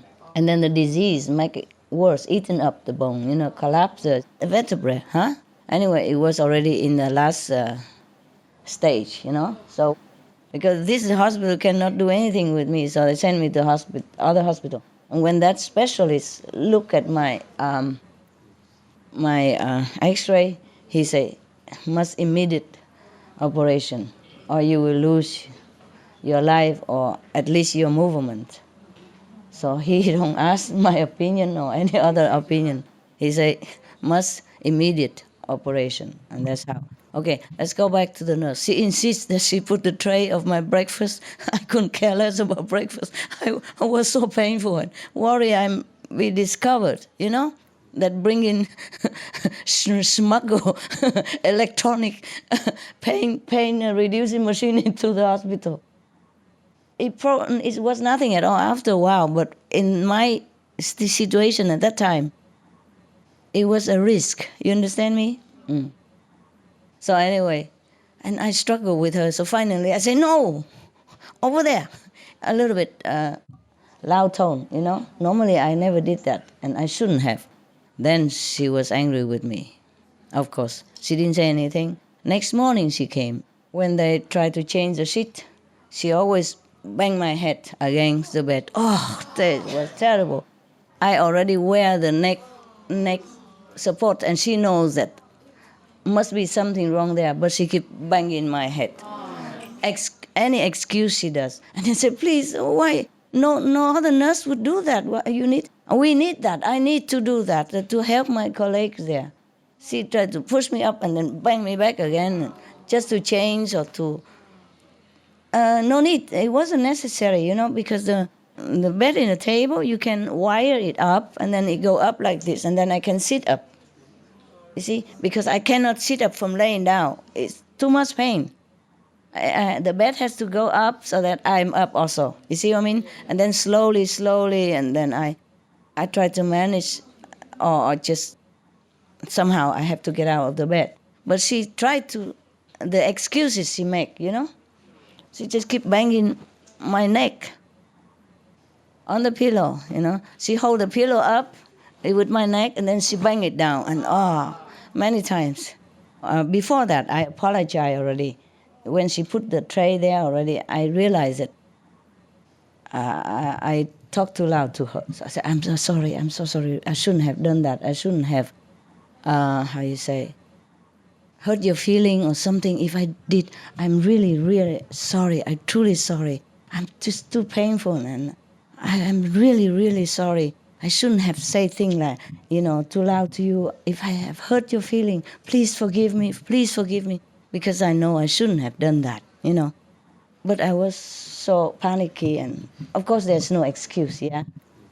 But she still did not forgive me. That's the next morning she keep banging my head like that. I was really sincerely sorry. I humble myself, said, forgive me, please. I should not have said that. I thank you, everything. I'm really sorry. I was just in so much pain. I couldn't control myself. Please forgive me. I was in pain and scared at the same time, And she kept insisting and struggled with me with the sheet where I'm covering the things. So that's how it happened. And then, but long afterward, when they do all the research and don't know what's wrong with me, and they send me to the other hospital, and the doctor immediately operates me next day. Then they send me back to this hospital, you see, because the other hospital is not for long-term care.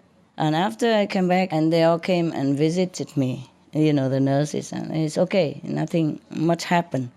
And then after I came back from the operation, she kind of feel sorry somehow. So she went out with her friend, because I still continue to be very nice to them and giving them gift or some snacks every day, during their station work, just to cheer them up, yes. Nothing much, sometimes non-alcohol beer, sometimes Coca-Cola. I make them work every day, go buy things, supply, buy the grocery, and then they give them. So they're okay, they're fine. And then she buy them a statue, from healing saint or something, and she gave it to me for Christmas present. I think after operation, then she realized I was really sick, Before, so everybody's sick anyway, she couldn't care less, And it paralyzed you. I know that. My neck already broken, and she kept banging it. It was excruciating, but I know I was wrong, so I keep apologizing instead of blaming her. And she still didn't forgive. Well, after the operation, she knew I was really in serious condition, because she knew already now it's not a joke anymore, and she felt sorry. So she bought me a little healing statue. Yes, give it to me. And then, okay, it's fine. Nothing also happened. But after a while, I give the statue to the woman next door, who bugs me day and night because she's a little mental. In the hospital, they classify me as a neuro patient, because I couldn't walk, so they thought my nerves is some problem. But also, neuro also mean the neuro people together. And someday they sing song all day long, potato, tomato, potato, tomato, and many other things. And this woman next to me, she loves me so much, she call my name day and night for any little thing or non-little thing, to listen to her language that I don't even understand. It's in a strange country also. I didn't understand the language either, so just a bunch of people who can speak some English. Understand? also difficult things. And I gave the statues to her.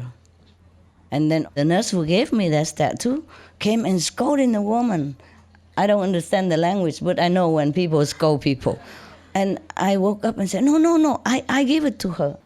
She didn't steal it because the woman is already hated. The patient, she's old and she's crazy, you know. She's already hated by all the nurses in the whole hospital already. So any excuses, they scold her day and night all the time. And I am like her rescue board or something. She always call me, talk to me, and never mind. I say, okay, listen, yeah. You know. And then I have to say, no, she didn't steal it. I gave it to her because you have gave it to me and it helped me somehow. So I think she needs it more. So I gave it to her. And then later on she calmed down and she thinks I'm very nice, you know. Don't keep things for myself, but think of the other old woman, even though she bugs me all the time. She takes my things, she likes everything for me. And I almost have nothing on my body, you know. They even want my bathrobe because it's nice looking.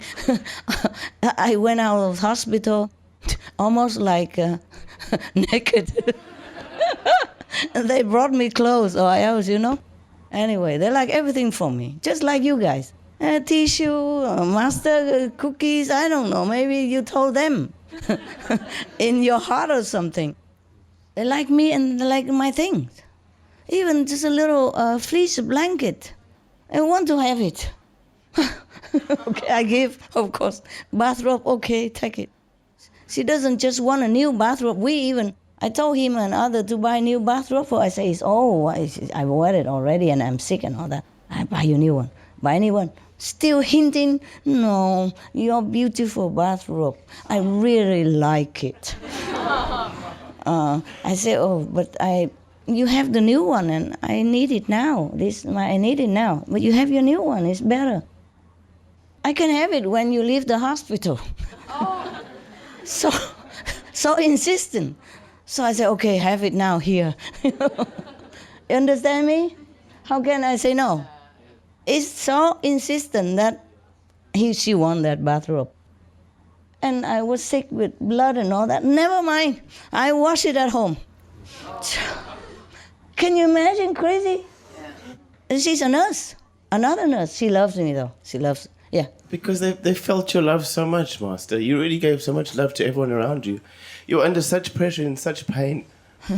Yeah. And then, okay, I don't know that much yet at that time. And I give the statue, okay, settle down. But then at night, you know, later on, when I'm already operated and, you know, safe and everything, so we I told some of my people around, including him, to ask the doctor whether it's allowed to have this machine. You know, I tell him, it's harmless, it's just electricity. Please look, doctor, and if you allow, then we use it. If you don't give permission, we don't use it, you know. I talk like them, you know. Yes, doctor. Okay, no problem, use it if it's good for you. So we legally use it every day. Even though I operated but still have pain. The painkiller doesn't help that much. It helps somehow, but not that much. So anyway, your brother-in-law come every day and night, whenever. Oh, bless him. Whenever I am in pain, even midnight, after midnight, I call him. Because it really helps. Also, his loving, you know, concern also helps, you know, some familiar face. And he really was very devoted to me. And he was the one even to suggest that my sickness, because the whole hospital couldn't find out what's wrong with me. And then it was true what he said, because he has experience in it, in Taiwan, about this kind, you know, and according to my symptom, it could be that one, okay? I'm not telling you what. I'm infected. She cooks for me, and then maybe she forgot the mask or something, and we didn't suspect, yes. But after I'm sick and finished, I check inside who is the one, okay? And then I know it's her, so I had to even call her and tell her, please go to hospital quickly and have tests and cure yourself. And she did. Really, she did have that sickness, and the doctor found out, and of course she got treatment, of course, né? If it take longer, she would also have trouble. But I was too sensitive. That's why I felt it so quick. She didn't feel it. She has it, but she didn't feel it. And because my neck already broken, cracked a little bit. So that's why this disease affect me so quickly. Understand? It eat up the bone and all that. Okay, never mind. Okay, so your brother keep coming, So one night I had still so much pain. I tell him to come and please install the machine. But because it's already after the sleeping time, so we do it quietly and don't turn on the light. So he did it with the small mobile phone light to find the pain of my body, where to do it, to stuck it on, and turn on the knob. But the crazy woman next to me, she reported to the society, and they all come running because she says something bad or something. What are they doing, fumbling in the dark together? You know what I mean? A man and a woman, of course. What else? In the hospital, in the sick bed, Oh my God! I'm telling you. I told you I've been misunderstood all the time. So yours is nothing. Don't complain again ever. And then all the nurse and the stationary doctor all come running and ask me, what is it that you're doing here? Oh, scary stuff. And I have to explain, no, doctor, you allow me to have this machine. Other doctor, not you, but I asked already permission. I was thinking because we use a machine and they want to make trouble, but it's not that. It's a woman who says something about man and woman stuff. And they say, no, it's not the machine. We know about that. But what is this man doing in the dark? I said, no, he's a doctor. He's my doctor. He tried to help me to lessen the pain because the painkiller only allows certain time to take, and I have too much pain still. So he said, but why didn't he turn on the light? Yeah? Why you work in the dark? I said, no, because we didn't want to disturb the other patients. That's why we didn't turn on the light. I said, oh, okay. You can turn on the light. And then I apologize to all the patients. I say, just 10 minutes, okay? Just 10 minutes. We turn on the light, and my pain lessened, and we turn off the light. It's okay? She said, okay. So we officially and in a broad daylight do our stuff. Just because I'm concerned for that, the other people who sleep, because they're already in sickness and I don't want to bother them. So because of that, next morning, the nurse who banged my head came and knelt at my bed. And she said, what you said now? She said exactly what she said, that you are in such a pain and you still consider others. You really teach me a good lesson. Please forgive me. I pray for you and all that stuff. Oh, I was so touched. I said, oh, no, please stand up. Please stand up. It's a normal thing, to have to consider other patients. They are also as sick, as I am. I can't just think of myself as normal. But she was crying and was very, very touching. I think she changed forever. She said, from now, I learned this lesson. I'm going to be very kind to all the patients, and I will not look at them like one of the numbers anymore. And she was so very sincere. And so we both cried together, And the old woman keep looking and want to jump in between. What are you saying? What you doing? Why are you crying? She always jump in between. Whenever I talk to anybody or any doctor come to see me or nurse want to ask me anything, she always jump in between and want to talk together. She's a little cuckoo, I didn't know that until later on when I almost go away. And I had to give her something also. I forgot what it is. Something that she liked. Maybe another bathrobe or blanket. I forgot. He got everything they take. Yes, even my tissue she want to use. Yeah. And she told the nurse she has a lot. Take some and use it on me. Wipe her bum. So this is so funny. She called me day and night. Sometimes I cannot even bear it. I say, please, I'm also sick, okay? She tell me to go and bring the coffee to her, take the water for her, or wash that cup and bring it back there. Not there, here. No, okay, here better. And all day, all night, I like I'm her servant. And I did all that just for peace and quiet's sake. And I also feel very sorry for her because she's very old already. And they like lock her in the bed just like I was before, and they not allow her to do anything at all. And of course she's frustrated. She couldn't even go to the toilet. So after a while, I saw that she could, try. So I tell her son. Her son was a doctor at some other places and came visit her, often. I say, listen, doctor, you know well, huh? If the muscle is not used, it's maybe going to be lost. Your mother, there's so many people come to see her and they just talk to her and smoke over her. Why don't you tell them to just support her on both sides and let her walk a little bit instead of imprison her like this all day, all night? How can anyone bear it?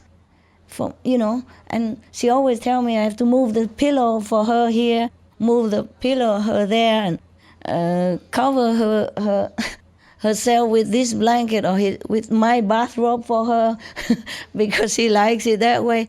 All day, all night, And whenever she wakes up, she just make me work. But I did not blame her because I know she's so frustrated, because I know I was in prison just a few days only until they know what's wrong. And I feel so bad already. How can she bear it like this? Many weeks already.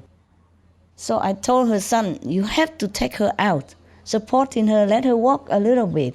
So work out her energy and also train her muscle. Because maybe she can walk. And then she can. They thought she couldn't walk, but she walked.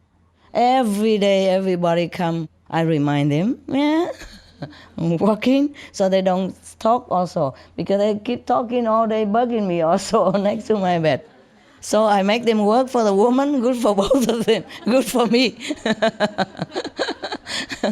Yeah, and then she's happier and happier and happier. And then I say, okay, you give her also a wheelchair.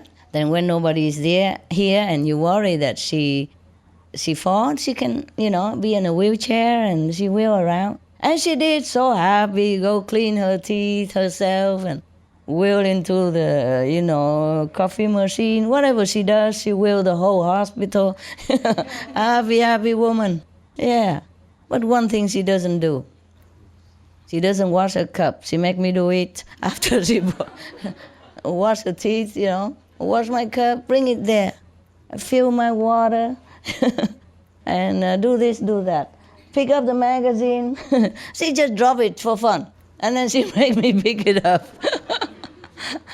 And then I pick it up, I say, here. And then she say, I don't want to read anymore. And she just drop it again. I say, I'm not picking it up. She said, okay, I don't read it anymore. But I pick it up anyway because I'm worried the nurse come in, and scold her again, She's an old woman. I feel very sorry for her. She's lonely, Yeah. she's 80 something. Yes. And when I asked her son, no, I didn't even ask, And I say, your mother is kind of old already. She told me she's 70 years old. So you take more care of her if she's home. And if it's here, you must make her walk, help her to walk. She did walk, though. They just support her a little bit here, and they walk together nicely. And then he told me, no, she's 83 years old. And then she was scolding the son. Why you tell her that I am so old? I understood some of the language. I'm not fluently, but I understood.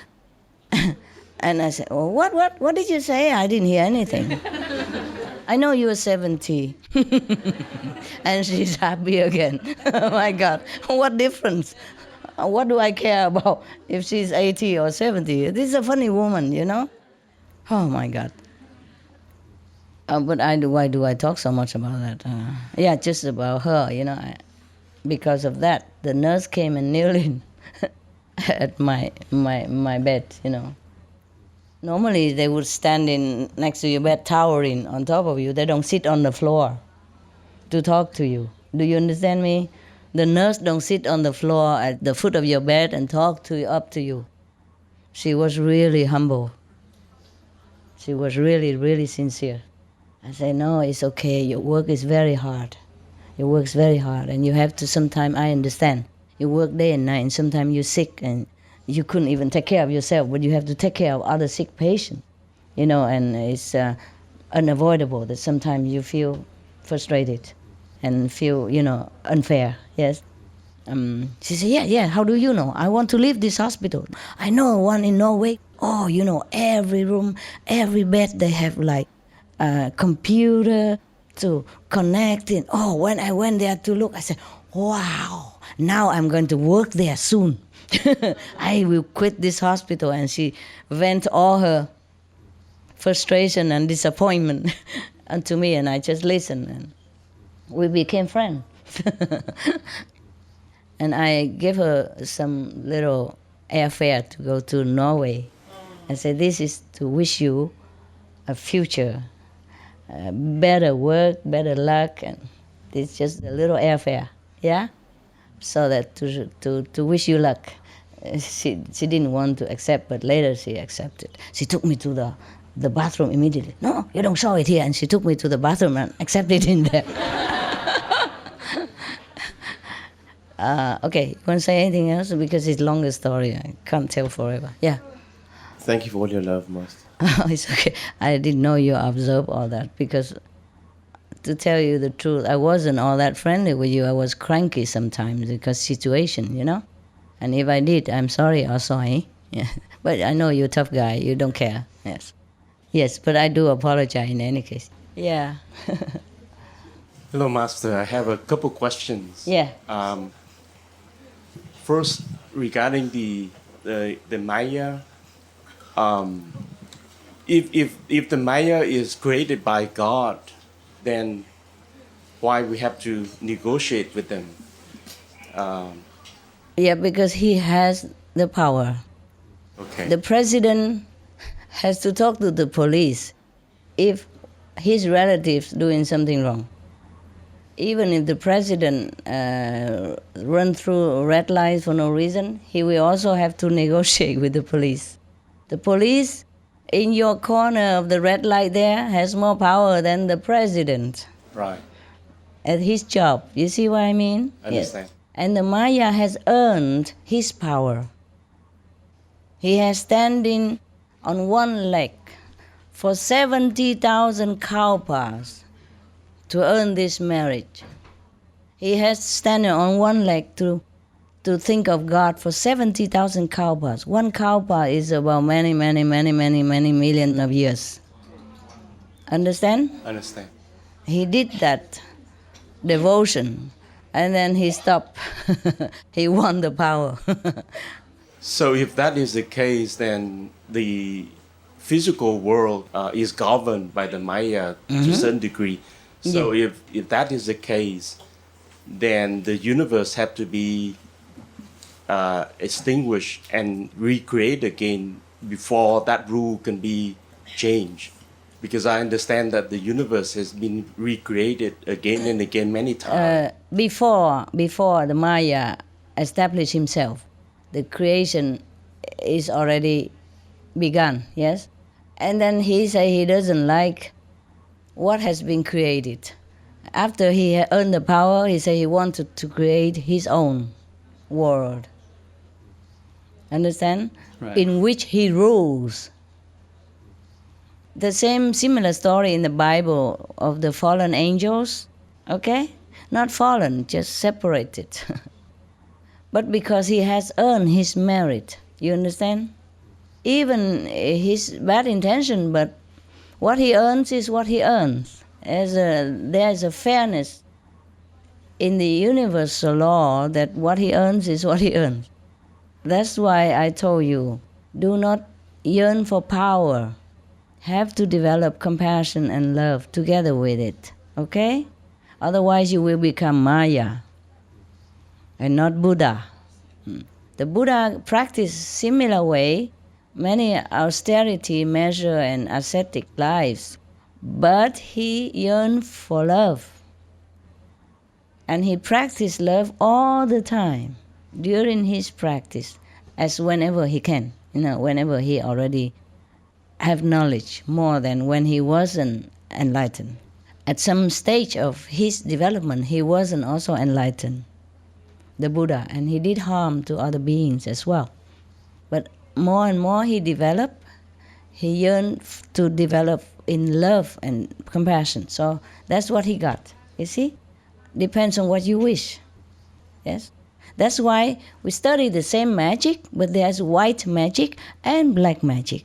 There's no such thing as white and black magic. There's only white and black magician who use it in white or black ways. Do you understand now? Okay, so that's why I insist that you follow the 5 precepts before you got initiation even. Huh? And you have to vow to be vegetarian.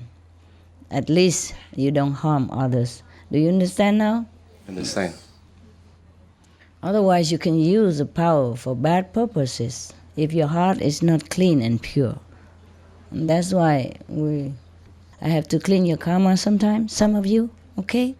And please don't be angry. Forgive me, huh? Sister, brother, whoever. And if you don't forgive me, okay, what can I do? I love you.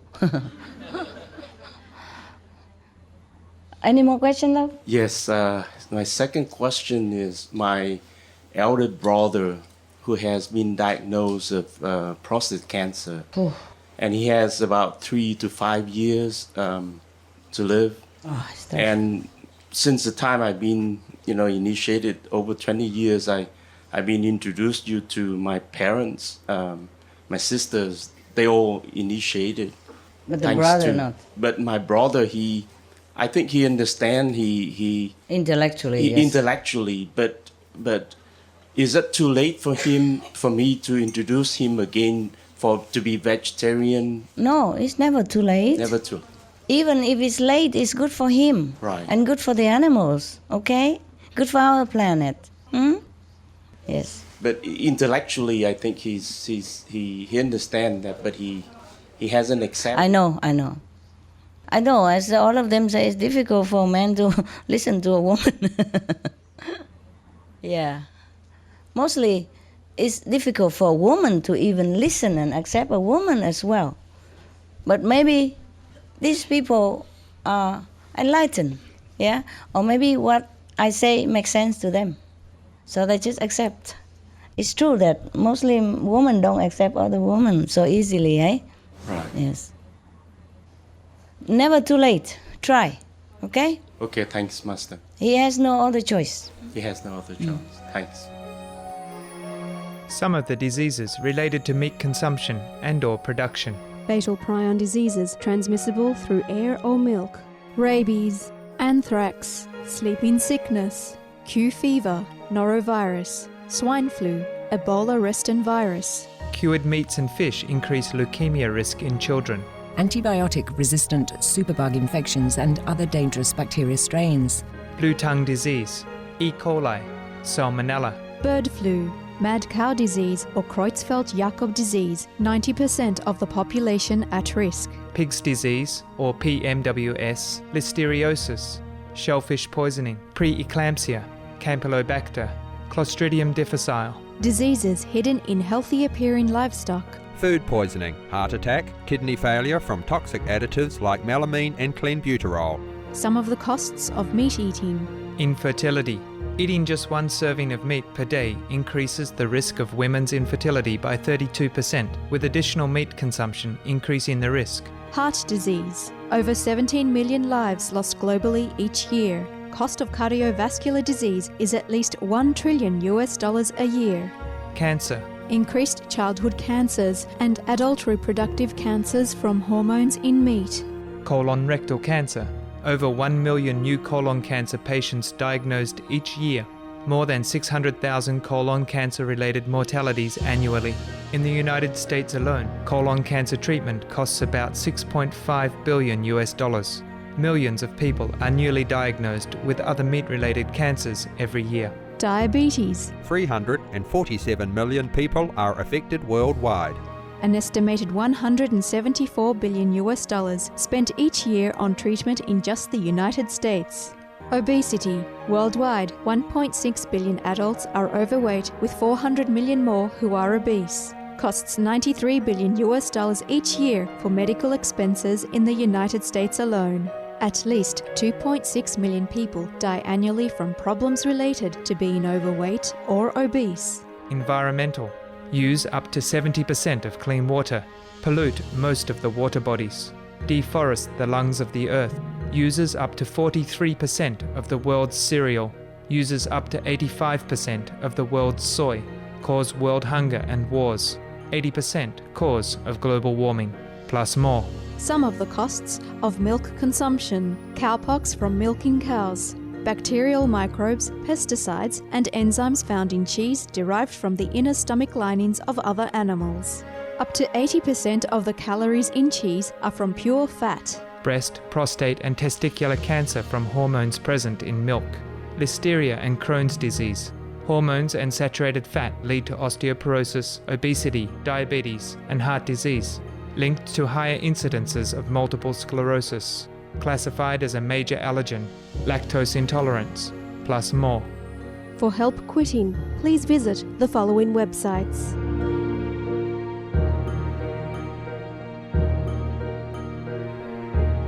For more urgent information, please visit www.suprememastertv.com/killers. Master, is it compatible to get to the fifth level and have a couple and a family and all that? Yeah, it's possible. Everything possible. Why not? Great. Yeah. We can have it all. Yes. It's just sometimes slower, okay? Okay. Yes. Maybe not. Yes. It depends on your heart and your diligence. I never said you have to leave all your families. Just be moderate, in everything. You can, of course. They all have families. I mean, most of them have family and children. And starting new even. Remember the guy who was, you fat man, work for Supreme Master Television. He said, I just got married and the food is good or something like that. Remember? Yeah. I never scold him for getting married. So why not you? Okay? Yeah, and in that case, making love to your couple is fine, right? How else you make baby unless you have another way? I don't know. Yeah, but I mean, it's not like you have to. You just moderate. It's different, yeah. Moderate, okay. I understand, because when you go higher, you don't need it so much anyways. Maybe not. Maybe not. Yes. But it depends also on your karma or what you have to do. Okay. Okay. Just the less, the better for your spiritual progress. That's all. Yeah. But don't forget to be affectionate. Yeah. Any more? No, that's it. Thanks. It would be very difficult to forget it altogether, Partner and marriage and all that. Just do what you can. Still can go to fifth level, but I don't promise. I say possible. Yes. No, I don't have a couple, but it's something I wanted since I was a kid, and I don't know if. Okay, why not? You can see all of them. You don't need to ask me. Yeah. Anyone else? No, then the Mongolia is in. Up there? Yeah, tell me. The would-be wannabe driver. Yes, Master. I just want to continue with that question because Master haven't answered me yes or no. I'm gonna back to USA very soon, and actually tomorrow, and I can apply for visa. I did apply for visa to stay in Europe before for 1 year. Oh yeah? Yes. Didn't I say yes or no? Wasn't that clear? Honey, you stay in America. Okay, yes, thank you. If God puts you there, then maybe that's where you should be. Okay? Yes, understand. Uproot it, but I thank you from my heart for your offer. I know it's sincere, and I don't know. If I need you, I will tell you, okay? I really don't know at the moment, honey, I truly also don't know where I'm going next. This afternoon, I was in my room and thinking, oh my God, where am I going next now? But things change also so fast also. Sometimes I could not even come, remember? Yes. And then, yeah, maybe because you meditate well, your sincere love or something, or you pray. So yesterday I could stay all day, all night with you, and today it's the same. Thank you, Master. I'm very grateful.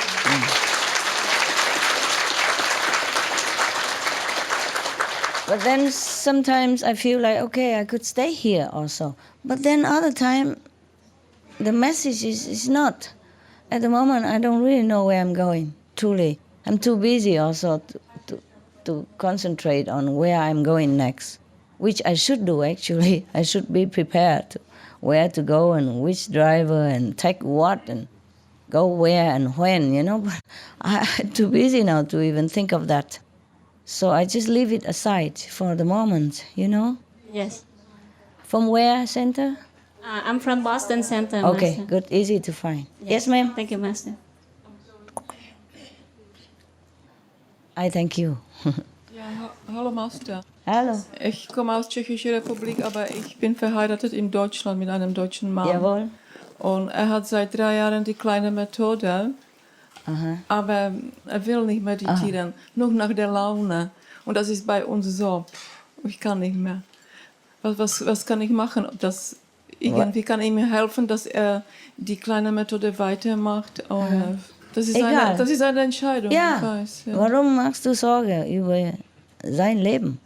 Ja, ich bin blut. Aber, okay, am besten musst du doch deine Ehe glücklich machen, okay? Das versuche ich. Okay, zumindest du bist glücklich und er ist glücklich, weil du schon verheiratet bist. Also macht man das, okay? Deine Ehe. Und später, wenn er sehr, sehr glücklich und dich so viel vertrauen, dann vielleicht wechselt er, vielleicht nicht, egal. Ach, das Vertrauen, das ist das Wort. Dankeschön. Du tust deine Meditation. Okay, Ja? Dankeschön. Egal, was ihr tut. Ansonsten du machst viel mehr Sorgen. Eine Ehe ist schon genug Sorgen, okay? Nicht viel mehr Sorgen. Ja? Ja, Gut. danke. Ja, bitteschön. You all understood, I know that, so... We don't have to translate, do we? No? Yes or no? You have translation? No? What's your ears doing? Oh. Okay, it's no problem, actually, just a little question. She say, she's from Czech Republic, but she married in Germany, and she wants him also to practice Guanyin method like her. But it doesn't seem like he's changing. You know men, right? Yeah? Now, what can she do to push him? I say, no, don't push him. Just if you're married, you make sure your marriage is happy, and you're happy with him, and he's happy with you. Just worry about that first. And later on, when he trusts you more, he loves you more, and he's happy with you, you're happy with him, maybe he changed, maybe not. If he doesn't, forget it. You just do your meditation. He does his life. Okay? That's what it is. And she say, thank you, and I say, you're welcome. Okay, if no more, then the Mongolia will take charge. Master, we feel sorry that you had very difficult times, and we're sorry that we didn't know all the details of your hardship, and it's really very touching. It's past already. Past already. He brought it up. Yeah. So. But I would like to thank the brother for his wonderful assistance during the time of your hardship again. Oh, many of them, they left already. Yes. His brother-in-law was the main character. He's just an extra. We'll ask. Well, he was a good driver. I just wanted to share briefly leaving a story about Gobi people in Mongolia. Yes, yes, do that. It might be interesting tradition to share with you and with our brothers and sisters.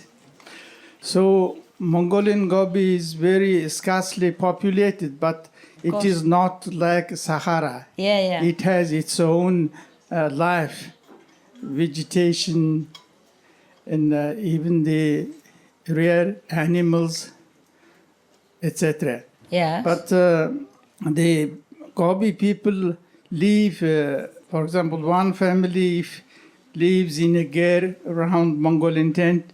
The next family is some 20 kilometers far away. Yes, yes. So they are very friendly, but the Gobi gers, the dwelling houses, have no locks. Always keep open, thinking that passers-by may come.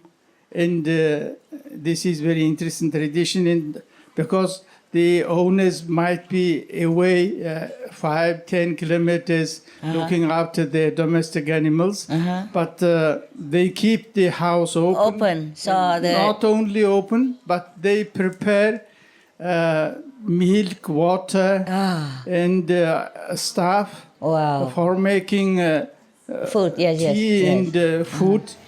The passers-by, the guests. If anyone happened to come there. The people. Yeah, understand. Wow. Even they prepare the woods and everything the ready matches, everything to live. like that. Wow, wonderful. It's an interesting, very wonderful thing. Wonderful. And when there is no locks, there is always trust in other people and love. That's right. And these people have a wonderful tradition of caring each other. Yes. And when they know that some nomadic people, the family, a caravan of 3 camels pass by, they always meet, whether they know or not, bring the tea and the hot meals. Wow. This is a wonderful, loving story. Very, I think. very wonderful. I just wanted to share these things. But now the Gobi region is developing because we have found a huge deposit of coking coal, huge deposit of copper and gold in the Gobi region. So my question is, you said about some possible dangerous events may occur in Gobi region. Dangerous holes, then is it connected with these profit hunting business in Mongolia? Oh, but that existed before already. Before? Yes. Oh. Before the business hunting. So thank you very much. You're welcome. So yesterday we had wonderful time, and today we are even more happy because our brothers and sisters have more time to converse with you. Oh, I see. Thank you. I am also glad. If I can, I would stay, of course, yes. It was reluctant that I left before. My heart was, feeling very sad a few days before when I had to always leave so quickly. And I remember I apologized to all of you for that. I said, forgive me if it's not enough. Just the situation was really tense. It's a little bit relaxing now. And now it's relaxing, I don't know what to do. After you all left, I don't know what to do. Because before, okay, I have a purpose, come quickly, go quickly. Then I know what I'm doing. And now suddenly I don't have to worry about that anymore. I mean, I don't have to focus on that anymore. I feel, what am I going to do now? I don't even know where I'm going. Before I already planned, after this I had to leave quick, And I thought I knew where I was going. And now I don't feel like going there, and I don't feel like staying here, and I don't know where I feel like going. Because the situation left me feeling responsible now. Before I just had to go, according to the situation. And now I have to make decision. The intensity has been lost. See what I mean? Before, okay, come here, go quick. Come here, go quick. And then after finish, go there. And now suddenly everything's relaxing, you know. I don't feel like I should stay here forever either. I don't know, I feel, if you're not here, I don't know. It's 11. Yeah, maybe. How many people stay until 11? I don't think that many. I could stay. You could stay. Could stay, yeah, the European people, huh? Yeah, no. Okay, let's see. But what I mean is, I just really, I don't know what I'm doing. I'm too busy to even think about that. Before, I didn't have to plan. I know already, come here, quickly leave, come quickly leave. And now, I don't have to do that. But I also did not feel, up to now, I did not feel like I would stay here for forever, you know, or for a long time. So I'm stuck. And I don't have time to sort it out why. Yeah. Anyone? Yes, Mongolia. Hello, Master. I have one funny story and one fact to share with you and the others. We Mongolian translated the Noble Wilds book. We worked very hard for translating the Noble Wilds book. Mm-hmm. And as for contact persons, I need to contact with other groups. Yeah? So I really concentrated on the Noble Wilds book. All the time, all emails contain about the Noble Wilds book. Yeah. So one day I sent email to one of the groups in Sihu relating Noble Wilds, and normally we send email with title of Dear Noble Saints. Oh. But unfortunately, during that time, I was concentrated on the Noble Wilds book. So you said, Dear Noble Wild? I just titled, Dear Noble Wild. Yeah, don't worry, they're also very wild. If not, how would they live in caves, you know, in Sihu? We all live in caves. Only wild people live in caves, right? So you are right. Don't worry, nobody offended. I'm also wild. I live in cave in Sihu. Long after, I just checked and I got shocked. So I started to cry and Why? I told others, and other told me, it's fine, don't worry about it. If they didn't complain, then it's okay. Still, I feel so sorry for in my heart. No, it happened. You don't know. You know, in Taiwan, before, long ago, hey, I have other assistant cameramen and all that. And after they make a video, they always try to put it in a tape so that they can take it home to watch, yeah? And then they put cover and everything, picture, you know? And the Chinese character, Shang, is this. But they write, instead of 武上士, you know, they write 武下士. Opposite, you know, like, like Supreme Master, become like a low-level master in Chinese translation. I'm telling you. Many things we do. I just felt, after that, I just felt, how can I call such a sense as a wild? They are wild, believe me. Told you, we live in caves. Okay, what next? Okay, next. Since we have started to talk about desertification in Mongolia, yes, I would like to share one fact with all. Yeah. So, tell me. Yeah. Mongolian media team used to help for preparing some programming for SMTV. Yeah. So during that time, Mongolian media team has met with some scientists, some botanics in Mongolia who is working in the agricultural university in Mongolia. Yes. So some botanics and scientists, we had interview with them. Yeah. So they say that in Mongolia, desertification area is extended a lot. Almost all area is desertificated. Because of the Gobi? Because of the Gobi. Over 70% of the land is desertificated. So the scientists and botanics found the way how to stop have to reduce the desertification. Good. How? Yeah. They found that several plantation, they are just scientists. They are scientists in university. They are just testing, right? Testing, yeah. Experimenting. But since they are scientists, they have no money contribution. So they say that they cannot develop that programming. Mm-hmm. So they say that if they plant some sort of plantation in the desertificated area, it would be more beneficial for the Mongolian area.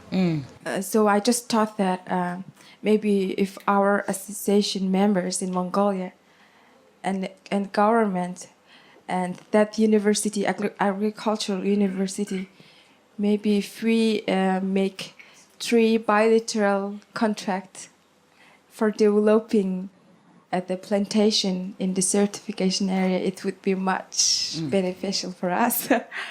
Why you tell me? You should tell your government and the university. Yeah, I mean, the main important thing is we have chance to stop the certification. That's it. Maybe. Maybe your government should support it if it's really beneficial. Yeah, Master. Thank you. That's all. Thank you. Hi, Master. I just wanted to share a story. I know there's a lot of miracles happen since I got initiated, but this seems really unusual for me. Okay. Because when I used to in college, I used to be in the crew team, boat rowing. So I had to compete in this indoor rowing. Indoor, but indoor, how you watch on indoor? It's like you row in the machine and there's a big screen and small I understand. Virtual rowing. So I had to compete with this girl who has more experience than I have. So my coach and I, we were like, okay, I'm gonna lose, of course, in that. But my coach just said try to just not to lose too far. And when the competition started, on the screen I can see how far I am behind her. Yeah. And it was 28 meters apart from her. Yes. So I'm thinking okay, probably I'm losing. And I don't know what happened, and I don't know how long it took. In that moment, I was gone up, I think. I was concentrated. And then next thing I see is I'm apart only 6 meters from her. Oh. And I was like, win or not? Because I kind of feeling bad that I'm winning her because she's more experienced than I. And she was so confident that she's gonna win. Okay. And I was like, let me then win her. And then last 100 meters, I just won her by 2 seconds. Wow. And that period of time, I was just really concentrating, and I felt later on, I felt I was accepting Master's blessings. Okay. And then I felt that you were helping me. And also at the end, it is 2 kilometers race, so you usually feel I'm dying, you feel really tired. But I was like, I'm done, let me go rest. And that other girl, she was on the floor, I was oh my god. Surprise. Thanks, Master. Anyone else? Okay, if no one else, then we meditate. All right, guys?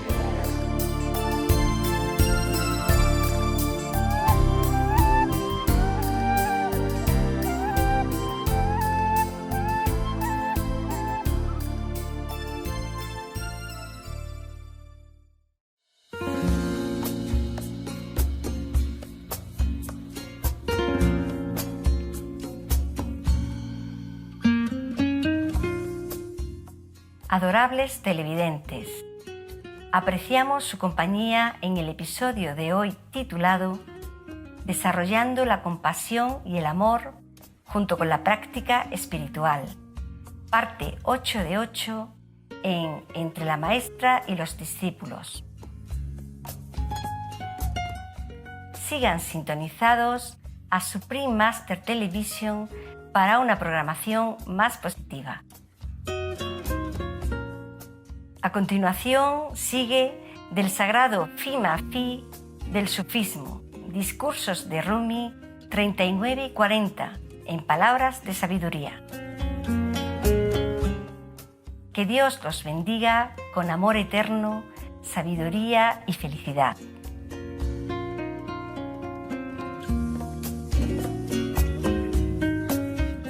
For more details, please visit suprememastertv.com/P&D.